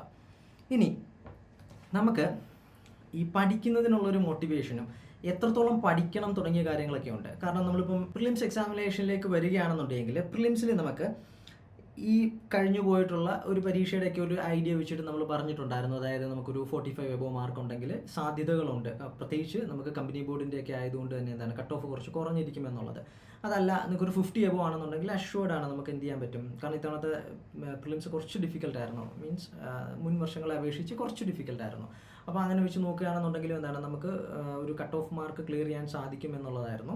ഇനി 50 എബോവ് ആണെന്നുണ്ടെങ്കിൽ അഷ്വേർഡ് ആയിരിക്കും, ഓൾമോസ്റ്റ് എല്ലാ മെയിൻസ് എക്സാമിനേഷൻസും അഷ്വേർഡ് ആയിരിക്കുമെന്ന് നമുക്ക് പറയാൻ പറ്റും. അപ്പോൾ ആ ഒരു രീതിയിൽ നമ്മൾ പ്രിലിംസിൻ്റെ ഒരു ടാർഗറ്റ് നമ്മൾ മനസ്സിലാക്കിയിട്ടുണ്ട്. എന്നാൽ മെയിൻസിലേക്ക് വരുന്നൊരു സമയത്ത് ഞാൻ പറഞ്ഞു എൻറ്റയർലി ഡിഫറെൻ്റ് ആയിട്ട് വേണം ചിന്തിക്കേണ്ടത്. ഇതിൽ പരമാവധി മാർക്ക് നമുക്ക് കിട്ടണം എന്ന രീതിയിൽ വേണം നമ്മൾ പഠിക്കേണ്ടത്. കാരണം ഓരോ മാർക്കും, ഓരോ പോയിൻ്റ് മാർക്കും എന്ന് പറയുന്നതും വളരെ വളരെ ഇമ്പോർട്ടൻ്റ് ആണ്. ജോലി സാധ്യതകൾ വർദ്ധിപ്പിക്കുന്നു, ലിസ്റ്റിലേക്ക് കയറാനുള്ള സാധ്യത, കയറിയവരാണെന്നുണ്ടെങ്കിൽ മുന്നിലേക്ക് വരുന്നു, ജോലി നേരത്തെ കിട്ടുന്നു. 1 വർഷം മുന്നെയോ 2 വർഷം മുന്നെയോ 3 വർഷം മുന്നെയോ ഒക്കെ ആയിരിക്കും നമുക്ക് ജോലി കിട്ടുന്നത്. അതൊരു ചെറിയ കാര്യമൊന്നുമല്ല. അപ്പോൾ ലിസ്റ്റിലേക്ക് കയറണം എന്ന് പറഞ്ഞുകൊണ്ടുള്ള മോട്ടിവേഷൻസ് നിങ്ങൾ അത് ഫോളോ ചെയ്യാതിരിക്കുക. നമ്മൾ ലിസ്റ്റിലേക്ക് കയറും എന്നുള്ളൊരു ഉറപ്പ് നമ്മളിലേക്ക് കൊണ്ടുവരിക. എനിക്ക് അതിൽ തന്നെ മുന്നോട്ട് വരണം എന്നുള്ളൊരു കാര്യം കൂടിയിട്ട് നമ്മൾ ആലോചിക്കണം. അപ്പോൾ അത് നമുക്ക് അത്രയും ഡെപ്തിൽ നമ്മൾ അറിയണമെന്നുണ്ടെങ്കിൽ, അപ്പോൾ ഒരുപക്ഷെ നമ്മളിൽപ്പെട്ട നല്ലൊരു ശതമാനം ആളുകൾ എന്താണ് പരീക്ഷയുടെ സിലബസ് എടുക്കുന്നു, ദെൻ അതിനുശേഷം അത് വായിച്ചു തുടങ്ങുന്നു, പഠിച്ചു തുടങ്ങുന്നു, ക്ലാസ്സുകളെ ഡിപ്പെൻഡ് ചെയ്ത് അങ്ങനെ നമ്മൾ പോകുന്നു. അപ്പോൾ അങ്ങനെ പരീക്ഷ എഴുതും. ഒരുപക്ഷെ നമുക്ക് എന്തായിരിക്കും അത് കിട്ടിയെന്ന് വന്നേക്കാം നമ്മളുടെ ഒരു പഠനത്തിൻ്റെ നിലവാരം അനുസരിച്ചിട്ട്. എന്നാൽ നമ്മൾ നന്നായിട്ടൊന്നും റിവൈസ് ചെയ്യാതെ അങ്ങ് പഠിച്ചു പോവുകയാണെന്നുണ്ടെങ്കിൽ അവിടെ നമ്മൾ ബാക്ക് ഫുട്ടിലേക്ക് പോകും. അപ്പോൾ ഒരു പഠനം കഴിഞ്ഞാൽ പിന്നെ നമുക്ക് എന്താണ് നല്ല രീതിയിലുള്ളൊരു റിവിഷൻ വേണം. അപ്പോഴും നമ്മളെന്താണ് നമ്മളുടെ സിലബസ് പഠിക്കേണ്ട കാര്യങ്ങൾ അതിൽ നല്ല ഡെപ്ത് കൊണ്ടുവന്നിട്ടുണ്ട്. പക്ഷേ ഇതുമായിട്ട് മാത്രം നമ്മൾ എക്സാം ഹാളിലേക്ക് പോയി കഴിഞ്ഞാൽ എന്ത് സംഭവിക്കും, നമുക്ക് ടെസ്റ്റ് എഴുതി പരിചയമൊന്നുമില്ല. അപ്പോൾ നമുക്ക് കണ്ടു പരിചയമില്ലാത്ത ടൈപ്പ് ഓഫ് ക്വസ്റ്റ്യൻസ് വരികയാണെന്ന് വിചാരിക്കുക. പ്രത്യേകിച്ച് മെയിൻസൊക്കെ എല്ലാവരും എപ്പോഴും ഒന്നും എഴുതിയിട്ടും ഉണ്ടാവില്ല, സ്ഥിരമായിട്ടൊന്നും എഴുതിയിട്ടുണ്ടാവില്ല. അല്ലെങ്കിൽ എഴുതി പരിചയം കുറവായിരിക്കും. ആ ടോപ്പിക്കുകൾ ആദ്യമായിട്ടായിരിക്കും അറ്റൻഡ് ചെയ്യുന്നത്, സ്വാഭാവികമായിട്ടും ആദ്യമായിട്ടായിരിക്കും അറ്റൻഡ് ചെയ്യുന്നത് നിങ്ങളിൽപ്പെട്ട പലരും. അപ്പോൾ അങ്ങനെ വരുമ്പോൾ എന്താണ്, പെട്ടെന്ന് നമ്മൾ സഡനായിട്ട് ആ ചോദ്യങ്ങളെ കാണുമ്പോൾ പല രീതിയിലുള്ള പ്രശ്നങ്ങൾ നമ്മൾ നേരിടേണ്ടതായിട്ട് വരും. ഫോർ എക്സാമ്പിൾ, കഴിഞ്ഞ സെക്രട്ടേറിയറ്റ് അസിസ്റ്റൻറ്റിന് ക്വസ്റ്റ്യൻസ് കുറച്ചും കൂടെ ലോജിക്കലും എളുപ്പവുമായിരുന്നു. പക്ഷേ സ്ഥിരമായി നമ്മൾ പരീക്ഷ എഴുതുന്ന പ്രിലിംസൊക്കെ 2-3 തവണയായിട്ടൊക്കെ എഴുതുകയും മെയിൻസൊക്കെ 2 വർഷമായിട്ട് എല്ലാ മെയിൻസുകളും അറ്റൻഡ് ചെയ്യുകയൊക്കെ ചെയ്യുന്ന സ്റ്റുഡൻസ്, അവരെ സംബന്ധിച്ചിടത്തോളം അവരൊരു ടാർഗറ്റ് വെച്ചിട്ടുണ്ടായിരുന്നു, ഒരു 60-70 മാർക്കിനകത്ത് സ്കോർ ചെയ്താൽ മതി എന്നുള്ളൊരു രീതിയിൽ. അപ്പം ഈ അറിയാൻ വയ്യാത്ത ചോദ്യങ്ങളെ അപ്രോച്ച് ചെയ്തിട്ട് അത് പൂർണ്ണമായിട്ട് നമ്മൾ ശരിയാണോ അല്ലയോ എന്നൊന്നും നമുക്കറിയില്ല, പക്ഷെ നമ്മൾ ഡിഡക്റ്റ് ചെയ്തെടുക്കുന്നതായിരിക്കും ആ ഒരു സമയത്ത്. അങ്ങനെ ഒരു കൺഫ്യൂഷനൊന്നും വേണ്ട, കൃത്യമായി അറിയാവുന്ന എഴുതിയിട്ട് വരാമെന്നുള്ളൊരു രീതിയിൽ മാർക്ക് സ്കോറിങ് ആയിട്ട് പോലും അങ്ങനെ അറ്റൻഡ് ചെയ്തിട്ട് വന്നവരുണ്ട്. അതേപോലെ തന്നെ ഫസ്റ്റ് പേപ്പർ 60-70 അതിനകത്ത് നമുക്ക് നിർത്താം. ഫസ്റ്റ് പേപ്പറിൽ എന്താണ്, അല്ലെങ്കിൽ ഫസ്റ്റ് പേപ്പറിൽ മാക്സിമം മാർക്ക് സ്കോർ ചെയ്യണം, കാരണം സെക്കൻഡ് പേപ്പർ വളരെ ഡിഫിക്കൽട്ട് ആയിരിക്കും, ആദ്യമായിട്ട് നടന്ന പരീക്ഷയായിരുന്നല്ലോ. അപ്പോൾ നമുക്കറിയില്ലല്ലോ ഉച്ചയ്ക്ക് ശേഷം എന്താ നടക്കുന്നതെന്നുള്ളത്. അപ്പോൾ അതിൻ്റെ അടിസ്ഥാനത്തിലും ഫസ്റ്റ് പേപ്പറിൽ മാക്സിമം അറ്റംപ്റ്റ് കൊടുത്ത് നെഗറ്റീവ് മാർക്ക് വന്നവരുണ്ടാവും, ഇതിനകത്തുണ്ടാവും. ഞാൻ പറയുന്ന നിങ്ങൾ കേൾക്കുന്ന കൂട്ടത്തിൽ ആളുകളുണ്ടാവും. സെക്കൻഡ് പേപ്പറിൽ പെർഫോമൻസ് കുറച്ചാൽ മതി എന്ന് പറഞ്ഞ് ഫസ്റ്റ് പേപ്പറിൽ പെർഫോമൻസ് കൂട്ടിയവരുണ്ടാവും. അങ്ങനെ സെക്കൻഡ് പേപ്പർ നമ്മൾ എന്താണ് ഒരു പ്രജുഡിസ്റ്റിക് ആയിട്ട് ചിന്തിച്ചതിൻ്റെ കാരണത്താലായിട്ട് നമ്മൾ എന്ത് ചെയ്യും, ആ പേപ്പറിന് മാർക്ക് കുറച്ച് വാങ്ങിക്കാൻ ശ്രമിച്ചു. അപ്പോൾ ഇതൊക്കെ എന്താണ്, നമ്മളുടെ റാങ്ക് ലിസ്റ്റിലേക്ക് കയറുന്നതിനുള്ള സാധ്യതകളൊക്കെ കുറഞ്ഞ് ലിസ്റ്റിൽ പോലും ഇല്ലാത്തവരുണ്ടാവും. അപ്പം നിങ്ങൾ ഓഫ് കോഴ്സ് നിങ്ങൾ എന്ത് ചെയ്യുക, ചിന്തിച്ചോളുക. UPSCക്ക് വേണ്ടിയിട്ട് പ്രിപ്പയർ ചെയ്യുന്നവർ നിങ്ങളോടൊപ്പം പരീക്ഷ എഴുതാൻ വരുന്നുണ്ടാകും. അപ്പോൾ അത്തരത്തിലുള്ള പേപ്പറുകളൊക്കെ എന്ന് പറഞ്ഞു കഴിഞ്ഞാൽ അവർക്ക് മാർക്ക് സ്കോർ ചെയ്യാൻ കുറച്ചും കൂടി എളുപ്പമായിരിക്കും, അല്ലെങ്കിൽ അവരതിനെ അറ്റംപ്റ്റ് ചെയ്യാനുള്ള സാധ്യത കൂടുതലായിരിക്കും. അപ്പോൾ നമ്മൾ അങ്ങനെ ഒരു പ്രീ കൺസെപ്ഷനിലൊന്നും എക്സാം ഹാളിലേക്ക് പോകരുത്. അതിനേക്കാൾ ഉപരി നമ്മൾ എക്സാം എങ്ങനെയായിരുന്നാലും നമുക്ക് എഴുതാൻ കഴിയുന്ന രീതിയിൽ ആ ചോദ്യങ്ങളൊക്കെ നേരത്തെ തന്നെ അറ്റൻഡ് ചെയ്ത് പരിചയിക്കണം. അപ്പോൾ നിങ്ങളുടെ പഠനം കഴിഞ്ഞ് റിവിഷനും തുടങ്ങി അതോടൊപ്പം കൊണ്ടുവരേണ്ട ഒരു കാര്യമാണ് മാക്സിമം ടെസ്റ്റുകൾ അറ്റൻഡ് ചെയ്യുക എന്നുള്ളത്. എത്രത്തോളം നിങ്ങൾക്ക് അറ്റൻഡ് ചെയ്യാൻ പറ്റുന്നുണ്ടോ അത്രത്തോളം അറ്റൻഡ് ചെയ്യുക. അത് പഠനത്തെ കോംപ്രമൈസ് ചെയ്തിട്ടല്ല ചെയ്യേണ്ടത്. പഠനം ഒരു തവണ കഴിഞ്ഞു, റിവിഷൻ അതോടൊപ്പം തുടങ്ങി വരുന്നു, ആ റിവിഷനോടൊപ്പം നിങ്ങൾ ടെസ്റ്റുകളും സ്റ്റാർട്ട് ചെയ്യുക. ആൻഡ് ടെസ്റ്റുകൾ അറ്റൻഡ് ചെയ്യുമ്പോഴും ശ്രദ്ധിക്കേണ്ട ഒരു കാര്യം എന്ന് പറയുന്നത്, എക്സാം പാറ്റേണുമായിട്ടൊക്കെ ചേർന്ന് നിൽക്കുന്ന നല്ല ടെസ്റ്റുകൾ അറ്റൻഡ് ചെയ്യുക. ഇപ്പം ഒരു ടെസ്റ്റ്, അതിന് ആൻസർ കീ, അതെല്ലാം നമുക്ക് നോക്കേണ്ടതായിട്ട് വരും. അപ്പോൾ ആൻസറിൻ്റെ ഒരു എക്സ്പ്ലനേഷനും ഒക്കെ ഒരുപാടുള്ളതൊന്നും നിങ്ങൾ നോക്കണമെന്നില്ല. നിങ്ങൾക്ക് വേണ്ട സഫീഷ്യൻ്റ് ആയിട്ടുള്ള എനിക്ക് സജസ്റ്റ് ചെയ്യാൻ പറ്റുന്നത് നമ്മുടെ പ്രിയാമ്പിൾ എഡ്യൂക്കേഷൻ്റെ തന്നെ PYQ ബുക്കുണ്ട്. ആ PYQ ബുക്കിൽ നിങ്ങൾക്ക് ഓരോ പ്രീവിയസ് ഇയർ ക്വസ്റ്റിൻ്റെയും ഡീറ്റെയിൽഡ് ആയിട്ടുള്ള എക്സ്പ്ലനേഷൻ ഉണ്ട്. അതെന്ന് പറയുന്നത് എന്താണ്, ഒരു ഹാഫ് അല്ലെങ്കിൽ 1/4 പേജേ വരുള്ളൂ. അത് മതി നമുക്ക്. പിന്നെ റിലേറ്റഡ് ഫാക്ട് വരേണ്ടടുത്ത് മാത്രം ചിലപ്പോൾ 1-2 പേജിലെ കണ്ടന്റ് ഉണ്ടാകും, ആ ഒരു ടോപ്പിക്കിൻ്റെ ഡെപ്ത് അനുസരിച്ചുകൊണ്ട്. അപ്പോൾ അങ്ങനെ നിങ്ങൾ എന്ത് ചെയ്യുക, നിങ്ങൾക്ക് റിവിഷൻ ചെയ്യേണ്ട ഒരു മെറ്റീരിയൽ കൂടിയിട്ടാണ് ഈ ടെസ്റ്റ് എന്ന് പറയുന്നത്. നമ്മൾ ടെസ്റ്റ് ഒരു തവണ ചെയ്തു കളഞ്ഞു എന്നുള്ളൊരു രീതി ആവരുത്. ടെസ്റ്റ് ചെയ്ത് നോക്കുക, ഒരിക്കൽ കൂടി അത് ചെയ്യാൻ സാധിക്കുക, നമ്മളത് റിവൈസ് ചെയ്യുക അതിനകത്തുള്ള കണ്ടൻസ് എന്ന് പറയുന്നത്. അപ്പോൾ ഒരു മിനിമം ഒരു 10 ടെസ്റ്റോ അല്ലെങ്കിൽ 15 ടെസ്റ്റോ അടങ്ങുന്ന ഒരു ടെസ്റ്റ് സീരീസ് പ്രോഗ്രാം ആണെങ്കിൽ പോലും എന്താണ്, അതിൻ്റെ ഒരു ആൻസർ കീ എന്ന് പറയുന്നത് ഏകദേശം ഒരു 300-400 പേജ് A4 ഷീറ്റിൽ വരും. അതെന്ന് പറഞ്ഞു കഴിഞ്ഞാൽ ഒരു ബുക്കിന് തുല്യമാണ്, സ്പെഷ്യൽ ടോപ്പിക്ക് പഠിക്കുന്ന ഒരു ബുക്കിന് തുല്യമാണ് അതെന്ന് പറയുന്നത്. അപ്പോൾ അത്രയും കണ്ടൻറ്റ് റിവൈസ് ചെയ്യാൻ, ഒരു ബുക്ക് റിവൈസ് ചെയ്യാൻ നിങ്ങൾ തന്നെ ആലോചിച്ച് നോക്കുക. ആദ്യമായിട്ട് പഠിക്കുന്ന ഒരു ബുക്ക് എത്ര തവണ വായിച്ചാലാണ് നിങ്ങൾ റിവൈസ് ചെയ്യുന്നത്. അപ്പോൾ ഇത് ഓൾറെഡി അറിയാവുന്ന ടോപ്പിക്കുകളിൽ നിന്നാണ് ടെസ്റ്റ് സീരീസിന് ക്വസ്റ്റ്യൻസ് വരാറുള്ളത്, അതല്ലാത്തതും ഉണ്ടാവും. അപ്പോൾ കുറേ ന്യൂ ടോപ്പിക്സും ഉണ്ടാവും. അപ്പോൾ ഇത് നിങ്ങൾ 1-2 തവണയെങ്കിലും റിവൈസ് ചെയ്യേണ്ടതല്ലേ. അപ്പോൾ അതനുസരിച്ചുകൊണ്ട് ക്രിസ്പ് ആൻഡ് ക്ലിയർ ആയിട്ടുള്ള എക്സ്പ്ലനേഷൻസ് അടങ്ങുന്ന ടെസ്റ്റ് സീരീസുകൾ കൂടി അറ്റൻഡ് ചെയ്യുക. അത് വളരെ വളരെ ഇമ്പോർട്ടൻ്റ് ആണ്. ടെസ്റ്റ് അറ്റൻഡ് ചെയ്യുക എന്നുള്ളൊരു കാര്യം വളരെ വളരെ ഇമ്പോർട്ടൻ്റ് ആണ്. അപ്പോൾ അത്രയും ആകുമ്പോൾ നമുക്ക് എക്സാമിൻ്റെ ഡെപ്തും എക്സാം എഴുതാനുള്ളൊരു കോൺഫിഡൻസും അതേപോലെ തന്നെ സിലബസിലുള്ളൊരു ക്ലാരിറ്റിയും കോൺസെപ്ച്വൽ ക്ലാരിറ്റിയും ഒക്കെ നമുക്ക് ഈ പ്രോസസ്സ് വഴി കിട്ടും. പക്ഷേ നമുക്കൊരു ടാർഗറ്റ് ഉണ്ടായിരിക്കണം. ഇപ്പോൾ നമ്മൾ പ്രിലിംസിന് 50 എബോവ് ഉണ്ടെങ്കിൽ എന്നുള്ളൊരു രീതിയിലുള്ളതുപോലെ തന്നെ നമുക്കൊരു ടാർഗറ്റ് ഉണ്ടായിരിക്കണം. മുൻ വർഷങ്ങളിൽ ഇതിൻ്റെ സാധ്യത എന്തായിരുന്നു, അങ്ങനെ തുടങ്ങിയിട്ടുള്ളൊരു കാര്യം നമ്മുടെ ഒരു മോട്ടിവേഷൻ്റെ കൂടിയിട്ടുള്ളൊരു ഭാഗമാണ്. അപ്പോൾ നിലവിൽ നമ്മൾ കമ്പനി ബോർഡ് അസിസ്റ്റൻറ്റ് നോക്കുകയാണെന്നുണ്ടെങ്കിൽ കമ്പനി ബോർഡ് അസിസ്റ്റൻറ്റിൽ തന്നെ ഇത് KSFE KSEB പോലെയുള്ള പൊതുമേഖലാ സ്ഥാപനങ്ങളാണ്, പ്രോഫിറ്റബിൾ ആയിട്ടുള്ള പൊതുമേഖലാ സ്ഥാപനങ്ങൾ, ഗ്രേഡ് 1 അണ്ടറിൽ നമുക്ക് പറയാൻ പറ്റുന്ന നിലവിലുള്ള അഡ്വൈസ് പോയിട്ടുള്ളതെന്ന് പറയുന്നത് 2264 അഡ്വൈസുകളാണ് പോയിട്ടുള്ളത്. അഡ്വൈസിൻ്റെ കാര്യമാണ് ഞാനിവിടെ പറയുന്നത്. അപ്പോൾ നിങ്ങളൊന്ന് ആലോചിച്ച് നോക്കി, ഇനി ഒരു 1 ഇയർ കൂടെ ആകുമ്പോഴത്തേക്കും എന്താണ്, ഏകദേശം 2500 മുകളിൽ അഡ്വൈസസ് പോയിട്ടുണ്ടാവും. ഇനി ഒരു 1000 പോകുമെന്നൊന്നും വിചാരിക്കരുത്. ആദ്യം ഫില്ലാവുന്ന കൂട്ട് അവസാനം ഫില്ലാവണമെന്ന് നിർബന്ധമില്ല. അപ്പോൾ ഒരു 2500 എന്നുള്ളൊരു മിനിമം 2500 അഡ്വൈസുകൾ പോയിട്ടുണ്ടാവും. അപ്പോൾ ജോലി സാധ്യത നിങ്ങളൊന്ന് നോക്കിക്കേ. ദെൻ കാരണം കഴിഞ്ഞ തവണത്തെ സെക്രട്ടേറിയറ്റ് അസിസ്റ്റൻറ്റിൻ്റെ എന്ന് പറഞ്ഞു കഴിഞ്ഞാൽ 700 സംതിങ് ആണ് പോയിട്ടുള്ളത്. അപ്പോൾ ഇത്തവണ പുതിയ ലിസ്റ്റിൻ്റെ പ്രകാരം 500-600 പോകാൻ സാധ്യതയുള്ളത്. അപ്പോൾ അത് വെച്ച് നോക്കുമ്പോൾ അതിൻ്റെ എത്രയാണ് 4 ഇരട്ടിയോളം വരുന്ന ആളുകൾക്കാണ് ജോലി ലഭിക്കാനുള്ള സാധ്യതയുള്ളതെന്ന് പറയുന്നത്. അപ്പോൾ മെയിൻ ലിസ്റ്റിൽ 3763 പേരായിരുന്നു ഉണ്ടായിരുന്നത്. അപ്പോൾ അതിൽ ഇത്രയും അഡ്വൈസസ് ആണ് പോയിട്ടുള്ളത്. അപ്പോൾ നിങ്ങൾ നോക്കിക്കോളാം, ലിസ്റ്റിനകത്ത് ഇടം പിടിച്ചത് കൊണ്ട് മാത്രം കാര്യമുണ്ടോ? ഇല്ല. ലിസ്റ്റിനകത്ത് ഇടം പിടിക്കണമെന്നുണ്ടെങ്കിൽ നിങ്ങളുടെ പ്രിലിംസിൻ്റെ കട്ട് ഓഫ് 39 ആയിരുന്നു. അതായത് ഏകദേശം 40 മാർക്കിനടുത്തായിരുന്നു പ്രിലിംസിന് വേണ്ടിയിരുന്നത് ആ ഒരു സമയത്തെ പരീക്ഷയുടെ അടിസ്ഥാനത്തിൽ. അപ്പം മെയിൻസിലേക്ക് വന്നപ്പോൾ 43 മാർക്ക്, വളരെ കുറവ് മാർക്കാണ് എന്തെന്ന് പറയുന്നത്, ഈ പറയുന്ന 43 എന്ന് പറയുന്നത്. കാരണം മെയിൻസ് എക്സാമുകൾ എഴുതിയിട്ടുള്ളവരാണെങ്കിൽ അറിയാം, ഡിഗ്രി ലെവൽ എക്സാമുകളിൽ മെയിൻസിന് വരുന്ന 40 മാർക്ക് എന്നൊക്കെ പറയുന്നത് വളരെ കുറവ് മാർക്കാണ് അതെന്ന് പറയുന്നത്. അപ്പോൾ അത് ഇപ്പോൾ സബ് ഇൻസ്പെക്ടറിൽ തന്നെ നമുക്ക് എന്താണ് ആംഡ് പോലീസിൻ്റെ ഒക്കെ വരുന്ന ഒരു സ്ഥലത്താണ് നമുക്ക് ഈ ഒരു കട്ട് ഓഫ് കാണാൻ സാധിക്കുന്നത് പ്രിലിംസിനൊക്കെ എന്ന് പറയുന്നത്. മെയിൻസിന് വരുമ്പോൾ അതിൽ മുകളിൽ പോകും കേട്ടോ, പ്രിലിംസിൻ്റെ കാര്യം ഞാൻ ഈ പറയുന്നത്, മെയിൻസിന് 50-ലേക്കൊക്കെ പോകും. അപ്പം ഇതായിരുന്നു പ്രിലിംസിൻ്റെയും മെയിൻസിൻ്റെയും കട്ട് ഓഫ് എന്ന് പറയുന്നത്. അപ്പം നമുക്ക് ഇനി വാങ്ങിക്കേണ്ട മാർക്ക് എന്ന് പറയുന്നത് എത്രയാണ്? 43 മുകളിലുള്ള ഒരു മാർക്ക് എന്നുള്ളതല്ലേ? അങ്ങനെ നിങ്ങൾ ചിന്തിക്കരുത്. ഇതിനകത്തുള്ള ഹയസ്റ്റ് മാർക്ക് എന്ന് പറയുന്നത് എത്രയാണ്? അപ്പോൾ 46-47 മാർക്ക് വരെയുള്ള ആളുകൾക്ക് അഡ്വൈസ് പോയിട്ടുണ്ട് കേട്ടോ. അപ്പോൾ അതിൽ താഴോട്ടുള്ളവരാണ് ബാക്കിയുള്ളവരെന്ന് പറയുന്നത്. അപ്പോൾ ഇതിന് ക്ലോസർ ആയിട്ടുള്ളൊരു മാർക്കല്ല. നിങ്ങൾ ഇതിൻ്റെ ഹയസ്റ്റ് മാർക്ക് എന്ന് പറയുന്നത് 63 മാർക്കാണ് ഇതിൻ്റെ ഹയസ്റ്റ് മാർക്ക് എന്ന് പറയുന്നത്. അപ്പം നിങ്ങളും നിങ്ങളുടെ ടാർഗറ്റ് എന്ന് പറയുന്നത് ഉയർത്തി വെക്കുക. 60 മാർക്ക് എന്ന് പറയുന്ന ഒരു ടാർഗറ്റ്, ഇത് നിങ്ങൾക്ക് എല്ലാ മെയിൻസിനും നിങ്ങൾക്ക് അപ്ലൈ ചെയ്യാവുന്ന ഒരു കാര്യമാണ്. ഏതൊരു മെയിൻസ് എക്സാമിനേഷൻ നിങ്ങൾ എഴുതാൻ പോയി കഴിഞ്ഞാലും ഒരുപാട് വേക്കൻസി കുറവുള്ളതാണെന്നുണ്ടെങ്കിൽ 60 ഒന്നും കിട്ടിയില്ലെങ്കിലും കുഴപ്പമില്ല. പക്ഷേ എന്നിരുന്നാലും 60 എന്ന് പറയുന്ന ഒരു മാർക്ക് നിങ്ങൾ എന്ത് ചെയ്യുക, അത് നിങ്ങൾ ഒരു ടാർഗറ്റായിട്ട് എടുക്കുക. അതിന് മുകളിലുള്ളൊരു മാർക്ക് എന്നുള്ള ഒരു രീതിയിൽ. അപ്പോൾ പ്രിലിംസിന് 50 ആണെങ്കിൽ മെയിൻസിലേക്ക് വരുമ്പോൾ നിങ്ങൾ 60 എന്നുള്ളൊരു രീതിയിൽ എടുക്കുക. അപ്പം നിങ്ങൾക്ക് അതിൻ്റെ വ്യത്യാസം മനസ്സിലാവും. 46-47 മാർക്കുള്ളവരും എന്താണ് അഡ്വൈസ് വന്നിട്ടുണ്ട്. പക്ഷേ എന്നിരുന്നാലും നിങ്ങൾക്ക് ആദ്യമേ തന്നെ ജോലി കിട്ടണം, നിങ്ങൾക്ക് ഏറ്റവും ടോപ്പ് റാങ്കിലേക്ക് എത്തണം എന്നുള്ളൊരു ലക്ഷ്യം കൂടിയിട്ട് നമ്മൾ കൊണ്ടുവരിക. അപ്പോൾ എന്താണ് ഒരു 60 മാർക്ക് എന്നുള്ളത്. അപ്പോൾ 63 ആയിരുന്നു ഹയസ്റ്റ് മാർക്ക് എന്ന് പറയുന്നത്.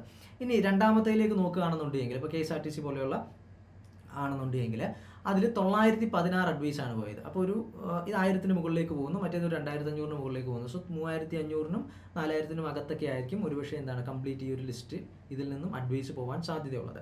അപ്പോൾ അതിൽ മെയിൻ ലിസ്റ്റിൽ 1753 പേരായിരുന്നു ഉണ്ടായിരുന്നത്. മെയിൻസിൻ്റെ കട്ട് ഓഫ് ഇവിടെ നോക്കിക്കുക എത്രയാണെന്നുള്ളത് 53 ആയിരുന്നു ഇവിടുത്തെ മെയിൻസിൻ്റെ കട്ട് ഓഫ് എന്ന് പറയുന്നത്. കട്ട് ഓഫ് മാറിയത് കണ്ടോ, വേക്കൻസീസ് ഒക്കെ മാറുന്നതിനനുസരിച്ചുകൊണ്ട് കട്ട് ഓഫ് മാറിയിട്ടുണ്ട്. അപ്പോൾ ഇതാണ് എന്തെന്ന് പറയുന്നത് കമ്പനി ബോർഡിൻ്റെ കഴിഞ്ഞ തവണത്തെ എന്ന് പറയുന്നത്. അപ്പോൾ നിങ്ങൾക്ക് എന്ത് ചെയ്യുക, നിങ്ങളും അതിൻ്റെ എന്താണ് ആ ഒരു ടാർഗറ്റ് അതനുസരിച്ചുകൊണ്ട് നിങ്ങളും സെറ്റ് ചെയ്യുക. മനസ്സിലൊരു കാര്യം കൊണ്ടുവരിക, എനിക്ക് ഇത്ര മാർക്കാണ് വേണ്ടത്. അപ്പോൾ അതനുസരിച്ചുകൊണ്ട് ഏതൊക്കെ ടോപ്പിക്കിൽ നിന്നും എത്ര മാർക്കുകളായിരിക്കും എനിക്ക് വാങ്ങിക്കാൻ പറ്റുന്നത്. അപ്പോൾ നമുക്ക് മാത്സ്, മലയാളം, ഇംഗ്ലീഷിൽ നിന്നും എനിക്ക് 22-23 മാർക്സ് കിട്ടും 30-ൽ. സ്പെഷ്യൽ ടോപ്പിക്കിൽ നിന്നും എനിക്ക് ഇത്രയും മാർക്കെങ്കിലും കിട്ടിയിരിക്കണം. ജനറൽ ടോപ്പിക്കിൽ നിന്ന് വലിയ കുഴപ്പമില്ലാത്ത പരീക്ഷയാണെന്നുണ്ടെങ്കിൽ എനിക്ക് ഇത്ര മാർക്ക് കിട്ടും. അങ്ങനെ നിങ്ങൾ തന്നെ എന്താണ് ഒരു സ്ട്രാറ്റജി സെറ്റ് ചെയ്യുക. ഇപ്പം നിങ്ങൾക്ക് സെക്രട്ടേറിയറ്റ് അസിസ്റ്റൻറ്റിൻ്റെ നമ്മളുടെ റിസൾട്ട് കിട്ടിയിട്ടുള്ള കാൻഡിഡേറ്റ്സിൻ്റെ ഇൻ്റർവ്യൂസ് നിങ്ങൾ കണ്ടിട്ടുണ്ടോ എന്ന് നോക്കുക. കണ്ടിട്ടില്ല എന്നുണ്ടെങ്കിൽ അതൊന്ന് പോയി കാണുക. അതിൽ കൃത്യമായ ധാരണ, പരീക്ഷ എങ്ങനെ ആയിരിക്കണം, എത്ര സമയം കൊണ്ട് എത്ര ചെയ്ത് തീർക്കണം, ഏതൊക്കെ ടോപ്പിക്കിൽ നിന്ന് ഞാൻ പഠിക്കണം, ഏത് ടോപ്പിക്ക് അധികം പഠിക്കേണ്ട, ഏതിൽ നിന്ന് എത്ര മാർക്ക് വാങ്ങണം, ഏതിൽ നിന്ന് ഒരു മാർക്കും പോകാൻ പാടില്ല. അതേപോലെ PYQസിന് കൊടുക്കുന്ന ഇമ്പോർട്ടൻസ്, PYQ ഡെയിലി ചെയ്തുകൊണ്ടിരിക്കുന്ന രീതികൾ, റിവിഷന് കൊടുക്കുന്ന ഇമ്പോർട്ടൻസ്, ടെസ്റ്റ് സീരീസിന് കൊടുക്കുന്ന ഇമ്പോർട്ടൻസ്. അപ്പോൾ അത് നിങ്ങൾക്കൊരു പ്രചോദനമാണ്. അത് നിങ്ങളൊന്ന് കണ്ടു നോക്കുക. അപ്പോൾ അവർ എങ്ങനെയാണ് അവരൊരു ക്ലിയർ സ്ട്രാറ്റജി കൊണ്ടുവന്നുകൊണ്ട് എത്ര മാർക്ക് എന്നുള്ളൊരു ടാർഗറ്റ് വെച്ചുകൊണ്ടാണ് പഠിച്ചത് എന്നുള്ളത് അത് നമ്മൾ കൊണ്ടുവരിക എന്നുള്ളതാണ്. അതിന് നിങ്ങൾക്ക് ഈ ഒരു പ്രീവിയസ് ഡേറ്റാസൊക്കെ നിങ്ങൾക്ക് ഹെൽപ്ഫുൾ ആകും എന്ന് ഞാൻ വിശ്വസിക്കുന്നു. നെക്സ്റ്റ് യൂണിവേഴ്സിറ്റി അസിസ്റ്റൻറ്റിലേക്ക് വരികയാണെന്നുണ്ടെങ്കിൽ 358 അഡ്വൈസുകളാണ് പോയിട്ടുള്ളത്. 770 പേരായിരുന്നു മെയിൻ ലിസ്റ്റിലുണ്ടായിരുന്നത്. പ്രിലിംസിൻ്റെ കട്ട് ഓഫ് എന്ന് പറയുന്നത് 50.59 ആയിരുന്നു. മെയിൻസിൻ്റെ കട്ട് ഓഫ് എന്ന് പറയുന്നത് 57 ആണ്.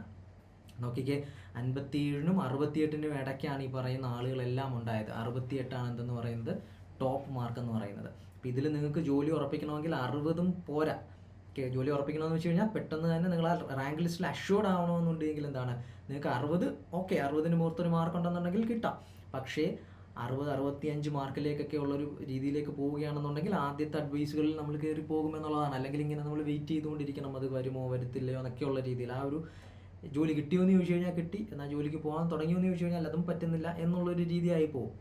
അപ്പോഴത്തേക്കും 2-3 വർഷത്തിലേക്കൊക്കെ ആയിട്ട് നമ്മളുടെ എന്താണ് ഈ ജോലി സാധ്യത കിട്ടാനുള്ള സാധ്യത മാറുകയും ചെയ്യും. അപ്പം നിങ്ങളൊന്ന് ആലോചിച്ചോളുക, ഇവിടെ ഞാൻ 60 എടുത്തെങ്കിൽ പോലും അത് ചിലപ്പം മതിയാവില്ല എന്ന് തോന്നിപ്പോകും. അപ്പോൾ 60-ന് മുകളിലുള്ളൊരു മാർക്ക് എന്തായാലും നിങ്ങൾ ഉറപ്പിക്കുക എന്നുള്ളതാണ് ഇവിടെയും നമ്മൾ ചെയ്യേണ്ടത്. അപ്പോഴും നിങ്ങൾക്ക് മനസ്സിലായല്ലോ എത്രയാണ് മാർക്കിലേക്ക് നമ്മൾ സ്കോർ ചെയ്യേണ്ടത് എന്നുള്ളത്. പിന്നെ ഒരു കാര്യം, ഈ മാർക്കുകളൊക്കെയും ഞാൻ മുൻ പരീക്ഷയുടെ ആ ഒരു ഡിഫിക്കൽട്ടി ലെവൽ ഇതിനെ അഫക്റ്റ് ചെയ്യുന്നുണ്ട്. അപ്പോൾ സ്വാഭാവികമായിട്ടും ഈ വർഷത്തെ പരീക്ഷ എങ്ങനെയാണോ ക്വസ്റ്റ്യൻസ് എളുപ്പമാണെങ്കിൽ കട്ട് ഓഫ് മുകളിലേക്ക് പോകും. ക്വസ്റ്റ്യൻസ് ഡിഫിക്കൽട്ട് ആണെന്നുണ്ടെങ്കിൽ കട്ട് ഓഫ് അതിനനുസരിച്ചിട്ട് താഴേക്ക് വരും. പക്ഷേ എന്നിരുന്നാലും ഒരു മോഡറേറ്റോ അല്ലെങ്കിൽ ആവറേജ് ലെവൽ എക്സാംസ് ഒക്കെ ആയിരുന്നു അതെന്ന് പറയുന്നത്. അപ്പോൾ അതനുസരിച്ചുകൊണ്ടുള്ള ഒരു കട്ട് ഓഫാണ് ഇവിടെ പറഞ്ഞിട്ടുള്ളത്. നെക്സ്റ്റ് SBCADയിലേക്ക് വരികയാണെന്നുണ്ടെങ്കിൽ വേക്കൻസീസ് കുറവായിരുന്നു വന്നിട്ടുണ്ടായിരുന്നത്. സെപ്പറേറ്റ് മെയിൻസ് എന്നുള്ളൊരു രീതിയിലായിരുന്നു. കട്ട് ഓഫ് പ്രിലിംസിന് കട്ട് ഓഫ് 33 ആയിരുന്നു വന്നിട്ടുണ്ടായിരുന്നത്. ദെൻ മെയിൻസിൻ്റെ ഹയസ്റ്റ് മാർക്ക് 63 അതൊരു ടോപ്പ് മാർക്കാണ്. അപ്പോൾ അതിന് 60 കിട്ടിയില്ലെങ്കിലും കുഴപ്പമൊന്നുമില്ല എന്നുള്ളതാണ്. അത് പറ്റാവുന്നതുപോലെ നമ്മൾ മാക്സിമം മാർക്ക് സ്കോർ ചെയ്യാൻ വേണ്ടിയിട്ട് തന്നെ പഠിക്കുക എന്നുള്ളതാണ്. ടോട്ടൽ അഡ്വൈസ് 275 എണ്ണമാണ് പോയിട്ടുള്ളത്. 1028 പേരായിരുന്നു മെയിൻസ് ലിസ്റ്റിലുണ്ടായിരുന്നത്. Next sub inspector of police. Okay, ഓപ്പണും അതേപോലെ തന്നെ എന്താണിത് നമ്മളുടെ ആംഡ് പോലീസിൻ്റെയും കൂടാണ്. അപ്പോൾ ഇതിൽ നിങ്ങൾ നോക്കുകയാണെന്നുണ്ടെങ്കിൽ സബ് ഇൻസ്പെക്ടറിൻ്റെ കട്ട് ഓഫ് പ്രിലിംസിന് 44, ആംഡ് ആണെന്നുണ്ടെങ്കിൽ 36 ഉണ്ടായിരുന്നത്. പിന്നെ എന്താണ് ഫിസിക്കലും ഒക്കെ കഴിഞ്ഞിട്ടുണ്ടായിരുന്നു. പിന്നെ മെയിൻസ് എക്സാമിനേഷൻ വരുന്നുണ്ട്. മെയിൻസിന് 47 മാർക്കായിരുന്നു കട്ട് ഓഫ് വന്നിട്ടുള്ളത്. പിന്നെ ഫിസിക്കലും മറ്റു കാര്യങ്ങളൊക്കെ വരുന്നത് കൊണ്ട് തന്നെ എന്താണ് ആ കട്ട് ഓഫ് അധികം കൂടുതൽ പോകുന്നില്ല. കാരണം ഫിസിക്കലിലൊക്കെ റിജക്റ്റ് ചെയ്യപ്പെടുന്ന കാൻഡിഡേറ്റ്സ് ഉണ്ടാവും. ഫിസിക്കലിന് പോകുന്നതിൻ്റെ ഏതാണ്ട് പകുതിയിൽ തൊട്ട് മുകളിൽ അത്രയോ മാത്രമേ കാൻഡിഡേറ്റ്സിനെ എന്ത് ചെയ്യുന്നുള്ളൂ, ലിസ്റ്റ് ചെയ്യപ്പെടുന്നുള്ളൂ. അപ്പോൾ 47 എന്നുള്ളൊരു കട്ട് ഓഫ് തന്നെയായിരുന്നു വന്നിട്ടുണ്ടായിരുന്നത്. അധികം കൂടുതലായിരുന്നില്ല മെയിൻസിൻ്റെ കട്ട് ഓഫ് എന്ന് പറയുന്നത്. ആംഡിലേക്ക് വരുമ്പോൾ 52 ആയിരുന്നു കട്ട് ഓഫ് എന്ന് പറയുന്നത്. അതിലെ മാക്സിമം മാർക്ക് സ്കോർ ചെയ്തതെന്ന് പറയുന്നത് 60.67 ലിസ്റ്റ് സെയിം ആണ്. 60.67 എന്തെന്ന് പറയുന്നത് മാക്സിമം മാർക്ക് എഴുതി വാങ്ങിച്ചിട്ടുള്ളതെന്ന് പറയുന്നത്. പിന്നെ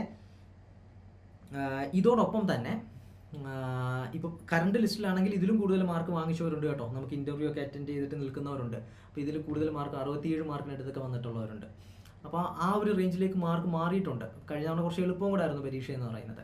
അപ്പോൾ ഇതിൽ നിങ്ങൾ നോക്കുക, ഇവിടെയും 60 ഹയസ്റ്റ് മാർക്ക് വന്നിട്ടുള്ളത്. പിന്നെ ഇതോടൊപ്പം തന്നെ എക്സ്ട്രാ മാർക്കുകളൊക്കെ വരുന്നുണ്ട്. അപ്പോൾ ഫൈനൽ റാങ്ക് ലിസ്റ്റ് നിങ്ങൾ നോക്കുമ്പോൾ കൂടുതൽ മാർക്ക് 70 പുറത്ത് 75 മാർക്കൊക്കെ ആയിരിക്കും കാണുന്നത്. അപ്പോൾ ഇവിടെയും എന്താണ് നിങ്ങൾ 60 എന്ന് പറയുന്ന ഒരു മാർക്ക് അത്ര മോശമല്ല. കാരണം ഇത്തവണത്തെ ലിസ്റ്റ് വരുമ്പോൾ നിങ്ങൾക്ക് മനസ്സിലാവും 60 പുറത്ത് മാർക്ക് വാങ്ങിയവരുമുണ്ട്. പക്ഷേ അതെന്ന് വെച്ചാൽ ആദ്യത്തെ ഒരു 5 റാങ്കിനകത്തൊക്കെ വരത്തുള്ളൂ. അപ്പോൾ ഒരു 50 എബോവ് മാർക്ക് നിങ്ങൾ സ്കോർ ചെയ്തിരിക്കണം എന്നുള്ളതാണ് സബ് ഇൻസ്പെക്ടറിലേക്ക് വരുമ്പോൾ. സോ ടോട്ടൽ മൊത്തത്തിൽ സബ് ഇൻസ്പെക്ടറിലേക്ക് വരുമ്പോൾ നമ്മുടെ ആ ഒരു കട്ട് ഓഫിൻ്റെ കാര്യങ്ങളൊക്കെ മറ്റ് എക്സാമുകളെ അപേക്ഷിച്ച് കുറച്ച് താഴുന്നുണ്ട്. അപ്പോൾ നിങ്ങൾക്ക് എന്ത് ചെയ്യാം, ഒരു 50 എബോവ് മാർക്ക് ഉണ്ടെങ്കിൽ തന്നെ നിങ്ങൾക്ക് ഒരു 1 ഇയറിനകത്ത് തന്നെ എന്താണ് ആ ഒരു ലിസ്റ്റിൻ്റെ കാലാവധി തീരുന്നതിനകത്ത് തന്നെ നിങ്ങൾക്ക് ജോലി കിട്ടും എന്നുള്ളതാണ്. എന്നാലും ഒരു 55 എബോവ് ഒക്കെ ഉണ്ടെങ്കിലേ നമുക്ക് എന്ത് ചെയ്യാൻ പറ്റുള്ളൂ, ഇങ്ങനെ വെയിറ്റിംഗ് പീരീഡ് കുറച്ചിട്ട് ജോലിക്ക് ഉടനെ തന്നെ കയറാൻ പറ്റുള്ളൂ. അപ്പോൾ നിങ്ങൾ അത് തന്നെ 60 എന്നുള്ളൊരു ലക്ഷ്യം തന്നെ വെച്ചിരിക്കുക. പറ്റാവുന്നതുപോലെ 60ലേക്ക് എത്താൻ ശ്രമിക്കുക എന്നുള്ളതാണ്. അപ്പോൾ അത് സബ് ഇൻസ്പെക്ടറിൻ്റെ കാര്യമാണ്. 82 അഡ്വൈസാണ് നിലവിൽ പോയിട്ടുള്ളത്, നിലവിലത്തെ ലിസ്റ്റിൽ നിന്നും പോയിട്ടുള്ളത്. അപ്പോൾ ഒരു അറൗണ്ട് ഒരു 100 കാൻഡിഡേറ്റ്സിനെ ആയിരിക്കും അതിൽ നിന്ന് സെലക്ട് ചെയ്യാൻ സാധ്യതയുള്ളത്. Next national saving service assistant director. വളരെ കുറച്ച് വേക്കൻസികൾ മാത്രമായിരിക്കും ഉണ്ടാകുന്നത്. അതുകൊണ്ട് തന്നെ മെയിൻസിൻ്റെ കട്ട് ഓഫ് എത്രയാണ്, 59 വന്നത്. ഹയസ്റ്റ് മാർക്ക് എന്ന് പറയുന്നത് 69 ആയിരുന്നു. അപ്പോൾ 69 ഹയസ്റ്റ് മാർക്ക്, കട്ട് ഓഫ് 59. ഇവിടെയും 60 എന്ന് പറയുന്ന ലിമിറ്റ് നിങ്ങൾക്ക് എടുക്കാം. 26 അഡ്വൈസ്, 48 പേരാണ് മെയിൻ ലിസ്റ്റിൽ ഉണ്ടായിരുന്നത്. സോ ഇതൊക്കെ വരുമ്പോൾ വേക്കൻസി കുറഞ്ഞു വരുന്നതാണ്. അപ്പം നമ്മുടെ പെർഫോമൻസ് നമ്മൾ ചിലപ്പോൾ ഒരുപക്ഷെ മാക്സിമം ഇതിൽ എന്ത് ചെയ്യുന്നുണ്ടാവില്ല, ശ്രദ്ധ കേന്ദ്രീകരിക്കുന്നുണ്ടാവില്ല. സ്പെഷ്യൽ ടോപ്പിക്ക് കുറച്ചും കൂടെ ഡിഫറൻ്റ് ആയിട്ടാണ് വരുന്നത്. അപ്പോൾ അങ്ങനെ വരുന്ന സമയത്ത് നിങ്ങൾക്ക് എന്ത് ചെയ്യാം, മാക്സിമം മാർക്ക് വാങ്ങിക്കാനുള്ള ശ്രമം തന്നെ ഉണ്ടാവുക എന്നുള്ളതാണ്. ഈ ടാർഗറ്റ് സെറ്റ് ചെയ്ത് ചിലപ്പോൾ എത്തിപ്പെടണമെന്നില്ല. എന്നിരുന്നാലും അത് തന്നെ ആ 60 എന്ന് പറയുന്നത് കീപ്പ് ചെയ്യുക. ഞാൻ ഈ ടോപ്പ് റാങ്കിന് വേണ്ടിയിട്ടാണ് ഈ പറയുന്നത്. Next assistant ജയിലറിന് 44 അഡ്വൈസുകളാണ്. 219 പേരായിരുന്നു മെയിൻ ലിസ്റ്റിലുണ്ടായിരുന്നത്. പ്രിലിംസിന് 50 ആയിരുന്നു കട്ട് ഓഫ് എന്ന് പറയുന്നത്. മെയിൻസിലേക്ക് വന്നപ്പോൾ 37 കട്ട് ഓഫ് വന്നത്. റിമെമ്പർ 37 മാർക്കാണ് കട്ട് ഓഫ് വന്നത്. ഇൻ്റർവ്യൂ ഒക്കെ ഉള്ളതാണ്. ദെൻ ഹയസ്റ്റ് മാർക്ക് എന്ന് പറയുന്നത് എത്രയാണ്, 67 ആയിരുന്നു ഹയസ്റ്റ് മാർക്ക്. അവിടെ നിങ്ങൾക്ക് പറയാമല്ലോ 67 മാർക്ക് വരെ സ്കോർ ചെയ്തില്ലേ. അപ്പം ഒരു 50 എബോവ് 50 to 60 മാർക്ക് എന്ന് പറയുന്നത് നല്ലൊരു മാർക്കാണ്. അത് തന്നെ ടാർഗറ്റ് സെറ്റ് ചെയ്യുക. അപ്പോൾ ഓരോന്നിനും നമുക്കിനി കുത്തിയിരുന്ന ടാർഗറ്റ് ഒന്ന് സെറ്റ് ചെയ്യാൻ ചിലപ്പം പറ്റണമെന്നില്ല. അപ്പം നമ്മളെപ്പോഴും ഒരു 60 എന്ന് പറയുന്ന മാർക്കിന് വേണ്ടിയിട്ട് തന്നെ ശ്രമിക്കുക. അതിൽ കുറഞ്ഞുള്ള ഒരു കളിക്കും നിൽക്കരുത്. 60 എന്ന് പറയുന്ന ഒരു മാർക്കിന് വേണ്ടിയിട്ട് തന്നെ നമ്മൾ സെറ്റ് ചെയ്ത് കഴിഞ്ഞാൽ നമുക്ക് പിന്നെ ഓരോ എക്സാമിന് അതിനെത്ര വേണം ഇതിനെത്ര വേണം എന്നൊന്നും നോക്കണ്ട. 50 to 60 ഉണ്ടെങ്കിൽ ജോലി സാധ്യത ഉറപ്പാണ്. 60 ആണെന്നുണ്ടെങ്കിൽ എന്താണ്, ഉടൻ തന്നെ ലിസ്റ്റ് നിലവിൽ വന്ന് ഉടൻ തന്നെ നമ്മൾ ജോലിയിലേക്ക് പ്രവേശിക്കുന്നതായിരിക്കും. 50ൽ താഴെ ആകുമ്പോൾ പിന്നെ നമ്മളിങ്ങനെ വെയിറ്റ് ചെയ്തുകൊണ്ട് നിൽക്കണം, എപ്പോഴായിരിക്കും എന്നായിരിക്കും എന്നൊക്കെയുള്ള ഒരു രീതിയിൽ. Then comes excise inspector. 158 അഡ്വൈസുകളാണ് പോയിട്ടുള്ളത്. മെയിൻ ലിസ്റ്റിൽ നിന്നും അതിലും കൂടുതൽ ആളുകൾ സെലക്ട് ചെയ്യപ്പെട്ടിട്ടുണ്ട്. സോ മെയിൻസിൻ്റെ കട്ട് ഓഫ് എന്ന് പറയുന്നത് 45 മാർക്കായിരുന്നു. ഹയസ്റ്റ് മാർക്ക് എന്ന് പറയുന്നത് 64. അപ്പോൾ നിങ്ങളിവിടെ ഒന്ന് നോക്കാവുന്നുണ്ടെങ്കിൽ നമുക്ക് മനസ്സിലാക്കാൻ പറ്റുന്നൊരു കാര്യം എന്താണ്, റാങ്ക് ഹോൾഡേഴ്സ്, ടോപ്പ് റാങ്ക് ഹോൾഡേഴ്സിൻ്റെ മാർക്ക് എന്ന് പറയുന്നത് 60നും 70നും ഇടയ്ക്കാണ്. അതിൽ തന്നെ എന്താണ് ഈ 70ലേക്ക് വരുമ്പോൾ ആളുകളുടെ എണ്ണം കുറവായി. ചിലപ്പോൾ ഫസ്റ്റ് റാങ്ക് എന്ന് പറയുന്നത് 67 ആണെന്നുണ്ടെങ്കിൽ സെക്കൻഡ് റാങ്ക് എന്ന് പറയുന്നത് ചിലപ്പോൾ 62, ആ ഒരു രീതിയിലൊക്കെ ആയിരിക്കും പോകുന്നത്. അപ്പോൾ ആദ്യത്തെ ഒരു 5 റാങ്കുകാർക്ക് നമുക്ക് എന്താണ് ഈ പറയുന്ന 60-ന് മുകളിലുള്ള മാർക്ക് നമുക്ക് കാണാൻ സാധിക്കും പല പരീക്ഷയ്ക്കും. പിന്നെ 50-നും 60-നും ഇടയ്ക്കായിരിക്കും മെജോറിറ്റി കാൻഡിഡേറ്റ്സും വരുന്നത്. പിന്നെ അവസാനത്തേക്ക് ആകുമ്പോഴേക്കും എന്താണ് കാൻഡിഡേറ്റ്സിൻ്റെ എണ്ണം കൂടും. മാർക്ക് കുറഞ്ഞു വരുമ്പോൾ കാൻഡിഡേറ്റ്സിൻ്റെ എണ്ണം ആ ഒരു ഗ്യാപ്പിൽ കൂടി വരും. അപ്പോൾ ആ ഒരു സമയത്ത് നമുക്ക് 0.33 മാർക്കിൻ്റെ വാല്യൂ എന്ന് പറയുന്നത് വളരെ വലുതായിരിക്കും. അപ്പോൾ ആ ഒരു മാർക്ക് കുറഞ്ഞു വരുന്ന സമയത്ത് each and every mark will count. അപ്പോൾ നമ്മൾ എന്ത് ചെയ്യുക, നമ്മളുടെ എന്താണ് നമ്മളുടെ ഒരു പ്രിപ്പറേഷൻ്റെ ഒരു സ്റ്റാൻഡേർഡ് ഹയസ്റ്റ് ആയിട്ട് തന്നെ കീപ്പ് ചെയ്ത് നിർത്തുക. 50-ൽ കുറഞ്ഞൊരു പരിപാടിക്ക് നിങ്ങൾ ചിന്തിക്കരുത്, 60 ആയിരിക്കണം നമ്മളുടെ ലക്ഷ്യം എന്ന് പറയുന്നത്. അപ്പോൾ ഇത് മനസ്സിലാക്കിക്കൊണ്ട് ഇപ്പോൾ ഈ ഓരോ വേക്കൻസികൾക്കും അല്ലെങ്കിൽ ഓരോ പോസ്റ്റുകളിലേക്കും എങ്ങനെയാണ് കഴിഞ്ഞ വർഷത്തെ കുട്ടികളുടെ പെർഫോമൻസ് എന്ന് പറയുന്നതിനെ മനസ്സിലാക്കിക്കൊണ്ട് അതിൻ്റെ ഒരു എക്സാമിൻ്റെ ഒരു റേഞ്ച് നിങ്ങളൊരു ആവറേജ് റേഞ്ചായിട്ട് തൽക്കാലത്തേക്ക് എടുത്തോളുക. അതിൻ്റെ അടിസ്ഥാനത്തിൽ ഞാൻ ഇത്തവണത്തെ എക്സാമിന് വേണ്ടിയിട്ട് പ്രിപ്പയർ ചെയ്യുമ്പം എനിക്ക് ഇത്ര മാർക്ക് വേണം, അങ്ങനെയാണെന്നുണ്ടെങ്കിൽ ഏതൊക്കെ ടോപ്പിക്കുകൾ എനിക്ക് എളുപ്പമുള്ള ടോപ്പിക്കുകൾ, എനിക്ക് മാർക്ക് സ്കോർ ചെയ്യാൻ പറ്റുന്ന ടോപ്പിക്കുകൾ എന്നുള്ള രീതിയിൽ ഐഡൻറ്റിഫൈ ചെയ്യുക. ഞാൻ കൂടുതൽ ഇമ്പോർട്ടൻസ് കൊടുക്കേണ്ട ഏരിയാസ് ഏതൊക്കെയാണെന്നുള്ളത് ഐഡൻറ്റിഫൈ ചെയ്യുക, ലീസ്റ്റ് ഇമ്പോർട്ടൻസ് കൊടുക്കേണ്ട ഏരിയാസ് ഏതൊക്കെയാണെന്ന് ഐഡൻറ്റിഫൈ ചെയ്യുക.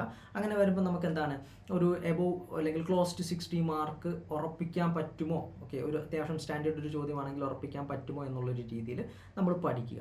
ഇനി എക്സാം ഹാളിലേക്ക് പോകുന്ന ഒരു സമയത്ത് ചോദ്യം ഡിഫിക്കൽട്ട് ആവുന്നുണ്ടെങ്കിൽ നിങ്ങൾ മനസ്സിലാക്കിക്കൊള്ളുക, നിങ്ങൾ അത്രയും പ്രിപ്പയർഡ് ആണെങ്കിൽ, നിങ്ങൾ സിലബസ് കവർ ചെയ്യുന്നുണ്ട്, നോട്ട്സ് നന്നായിട്ട് പ്രിപ്പയർ ചെയ്ത് പഠിച്ചിട്ടുണ്ട്, ടെസ്റ്റ് സീരീസുകൾ നല്ല രീതിയിൽ അറ്റൻഡ് ചെയ്ത് റിവൈസ് ചെയ്തിട്ടുണ്ട്, ഇത്രയും കാര്യങ്ങൾ ചെയ്തിട്ട് നിങ്ങൾ എക്സാം ഹാളിലേക്ക് പോയി അവിടെ ചെന്നപ്പോൾ നിങ്ങൾക്കറിയാം നല്ലൊരു ടോപ്പ് റാങ്കറിന് കിട്ടേണ്ട മാർക്ക് ഇത്രയുമൊക്കെയാണ്. അപ്പോൾ അതനുസരിച്ചുകൊണ്ടുള്ളൊരു പരീക്ഷ വന്നു. പരീക്ഷയ്ക്ക് എഴുതുന്ന സമയത്ത് ഡിഫിക്കൽട്ടി ലെവൽ നിങ്ങൾക്ക് അനലൈസ് ചെയ്യാൻ പറ്റും അന്നേരം തന്നെ. ഓക്കെ, എനിക്കത് ഡിഫിക്കൽട്ട് ആണെങ്കിൽ ചുറ്റുമുള്ള ബാക്കി എഴുതുന്ന എല്ലാവർക്കും എന്താണ് അത് ഡിഫിക്കൽട്ട് ആവാനുള്ള സാധ്യതയുണ്ട്. അപ്പോൾ ഞാൻ ഈ പറഞ്ഞ 60-ലേക്ക് നമ്മൾ അന്നേരം പോകേണ്ട കാര്യമില്ല, 55-ലേക്ക് നമുക്കത് കുറയ്ക്കാം, അല്ലെങ്കിൽ 50-ന് മുകളിലുള്ള മാർക്ക് എന്നുള്ള രീതിയിലായിട്ട് നമുക്കതിനെ കൊണ്ടുവരാം. ഇനി അതല്ല എക്സാം കുറച്ച് എളുപ്പമായി എന്നാണ് നിങ്ങൾക്ക് തോന്നുന്നതെന്നുണ്ടെങ്കിൽ ഈസിലി നിങ്ങൾക്ക് എന്താണ് ഒരു 50 മാർക്കിലേക്ക് എത്തുന്നുണ്ടെന്നുണ്ടെങ്കിൽ നിങ്ങൾ ഉറപ്പിച്ചോളുക, നിങ്ങൾ 60+ സ്കോർ ചെയ്തിരിക്കണം എന്നുള്ളൊരു കാര്യം നിങ്ങൾ ഉറപ്പിച്ചോളുക. അതിനു മുകളിലോട്ട് ഇനിയും ഞാൻ സ്കോർ ചെയ്യണമെന്ന് ചിന്തിക്കരുത്. ഒരു 60+ മാർക്ക് ഉറപ്പിക്കാൻ പറ്റണം ആ ഒരു സമയത്ത്, ക്വസ്റ്റ്യൻസ് എളുപ്പമായിട്ട് ഫീൽ ചെയ്യുകയാണെന്നുണ്ടെങ്കിൽ. അപ്പോൾ ഈ ഒരു രീതിയിൽ ക്വസ്റ്റ്യൻ പേപ്പർ കണ്ട് വായിച്ച് തുടങ്ങുമ്പം തന്നെ നമ്മളൊരു ഐഡിയ നമ്മളുടെ മാറ്റുക. അപ്പോൾ അത് കൊണ്ടുവരണമെന്നുണ്ടെങ്കിൽ നമ്മൾ അത്രത്തോളം എക്സാമിനെ മനസ്സിലാക്കിയിട്ടുണ്ടായിരിക്കണം, മുന്നേ നടന്നിട്ടുള്ള എക്സാമിൻ്റെ രീതികൾ മനസ്സിലാക്കിയിട്ടുണ്ടായിരിക്കണം, ക്വസ്റ്റ്യൻ പേപ്പറിൻ്റെ രീതികൾ മനസ്സിലാക്കിയിട്ടുണ്ടായിരിക്കണം.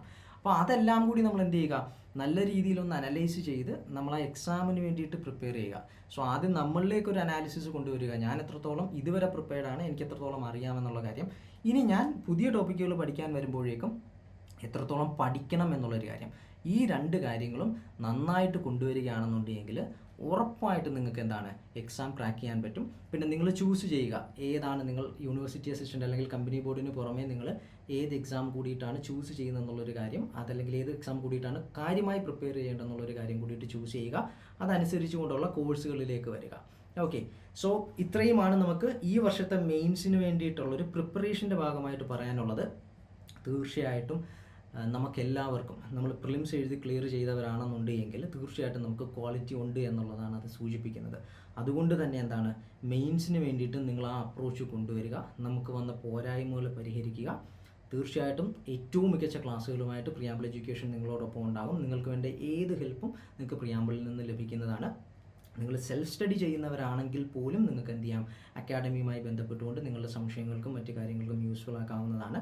അപ്പോൾ നിങ്ങൾ എന്ത് ചെയ്യുക, ആക്റ്റീവായിട്ടൊരു തീരുമാനം എടുക്കുക. ഇന്ന് തന്നെ നമ്മൾ എന്ത് ചെയ്യാൻ പോകുന്നു, പ്രിലിംസ് കഴിഞ്ഞു, ഇനി മെയിൻസിന് വേണ്ടിയിട്ടുള്ള പ്രിപ്പറേഷൻ്റെ തുടക്കം നമ്മൾ തുടങ്ങാൻ പോവുകയാണ്. ഇനി നിങ്ങൾക്ക് എന്തെങ്കിലും കാര്യമായ കാര്യങ്ങളൊക്കെ ഇൻവോൾവ്മെൻറ്റ് ഉണ്ടെന്നുണ്ടെങ്കിൽ അതൊക്കെ മാറ്റിവെച്ച് അല്ലെങ്കിൽ അതെല്ലാം തീർത്തതിന് ശേഷം ഈ മന്ത് അവസാനത്തോട് കൂടിയിട്ട് തന്നെ നിങ്ങൾ എന്ത് ചെയ്യുന്നു, മെയിൻസിന് വേണ്ടിയിട്ടുള്ള കാര്യങ്ങളിലേക്ക് വേണ്ടിയിട്ടുള്ളൊരു പ്രിപ്പറേഷൻ കൊണ്ടുവരുന്നു. സ്പെഷ്യൽ ടോപ്പിക്കിൻ്റെ റിസോഴ്സുകൾ കളക്ട് ചെയ്യുന്നു, ക്ലാസ്സുകൾ വേണമെന്ന് നോക്കുന്നു, വേണമെന്നുണ്ടെങ്കിൽ അതിന് വേണ്ടിയിട്ടുള്ള കാര്യങ്ങളിലേക്ക് പോകുന്നു. ദെൻ ടെസ്റ്റുകളെ പറ്റിയിട്ടുള്ള കാര്യങ്ങൾ, വായന, ഒന്ന് ബേസിക് റീഡിങ് പലതിലേക്കും കൊണ്ടുവരേണ്ടതാണെന്നുണ്ടെങ്കിൽ അത് കൊണ്ടുവരുന്നു. റിസോഴ്സസ് കളക്ട് ചെയ്യേണ്ടതാണെങ്കിൽ അത് കളക്ട് ചെയ്യുന്നു.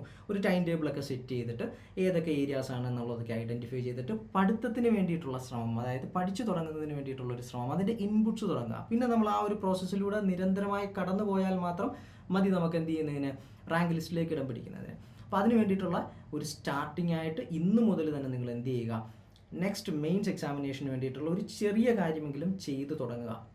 കാര്യമായിട്ട് ചെയ്തു തുടങ്ങിയില്ലെങ്കിലും ചെറുതായിട്ട് നിങ്ങൾ സ്റ്റാർട്ട് ചെയ്തോളുക. അപ്പോൾ ക്ലാസ്സസ് വേണ്ടവരാണെന്നുണ്ടെങ്കിൽ അക്കാഡമിയിലേക്ക് കോൺടാക്ട് ചെയ്തോളുക. നിങ്ങളുടെ പ്രിപ്പറേഷനോടൊപ്പം നമ്മളും കട്ടയ്ക്ക് സപ്പോർട്ടായിട്ടുണ്ടാവും. Thank you all. Thank you very much.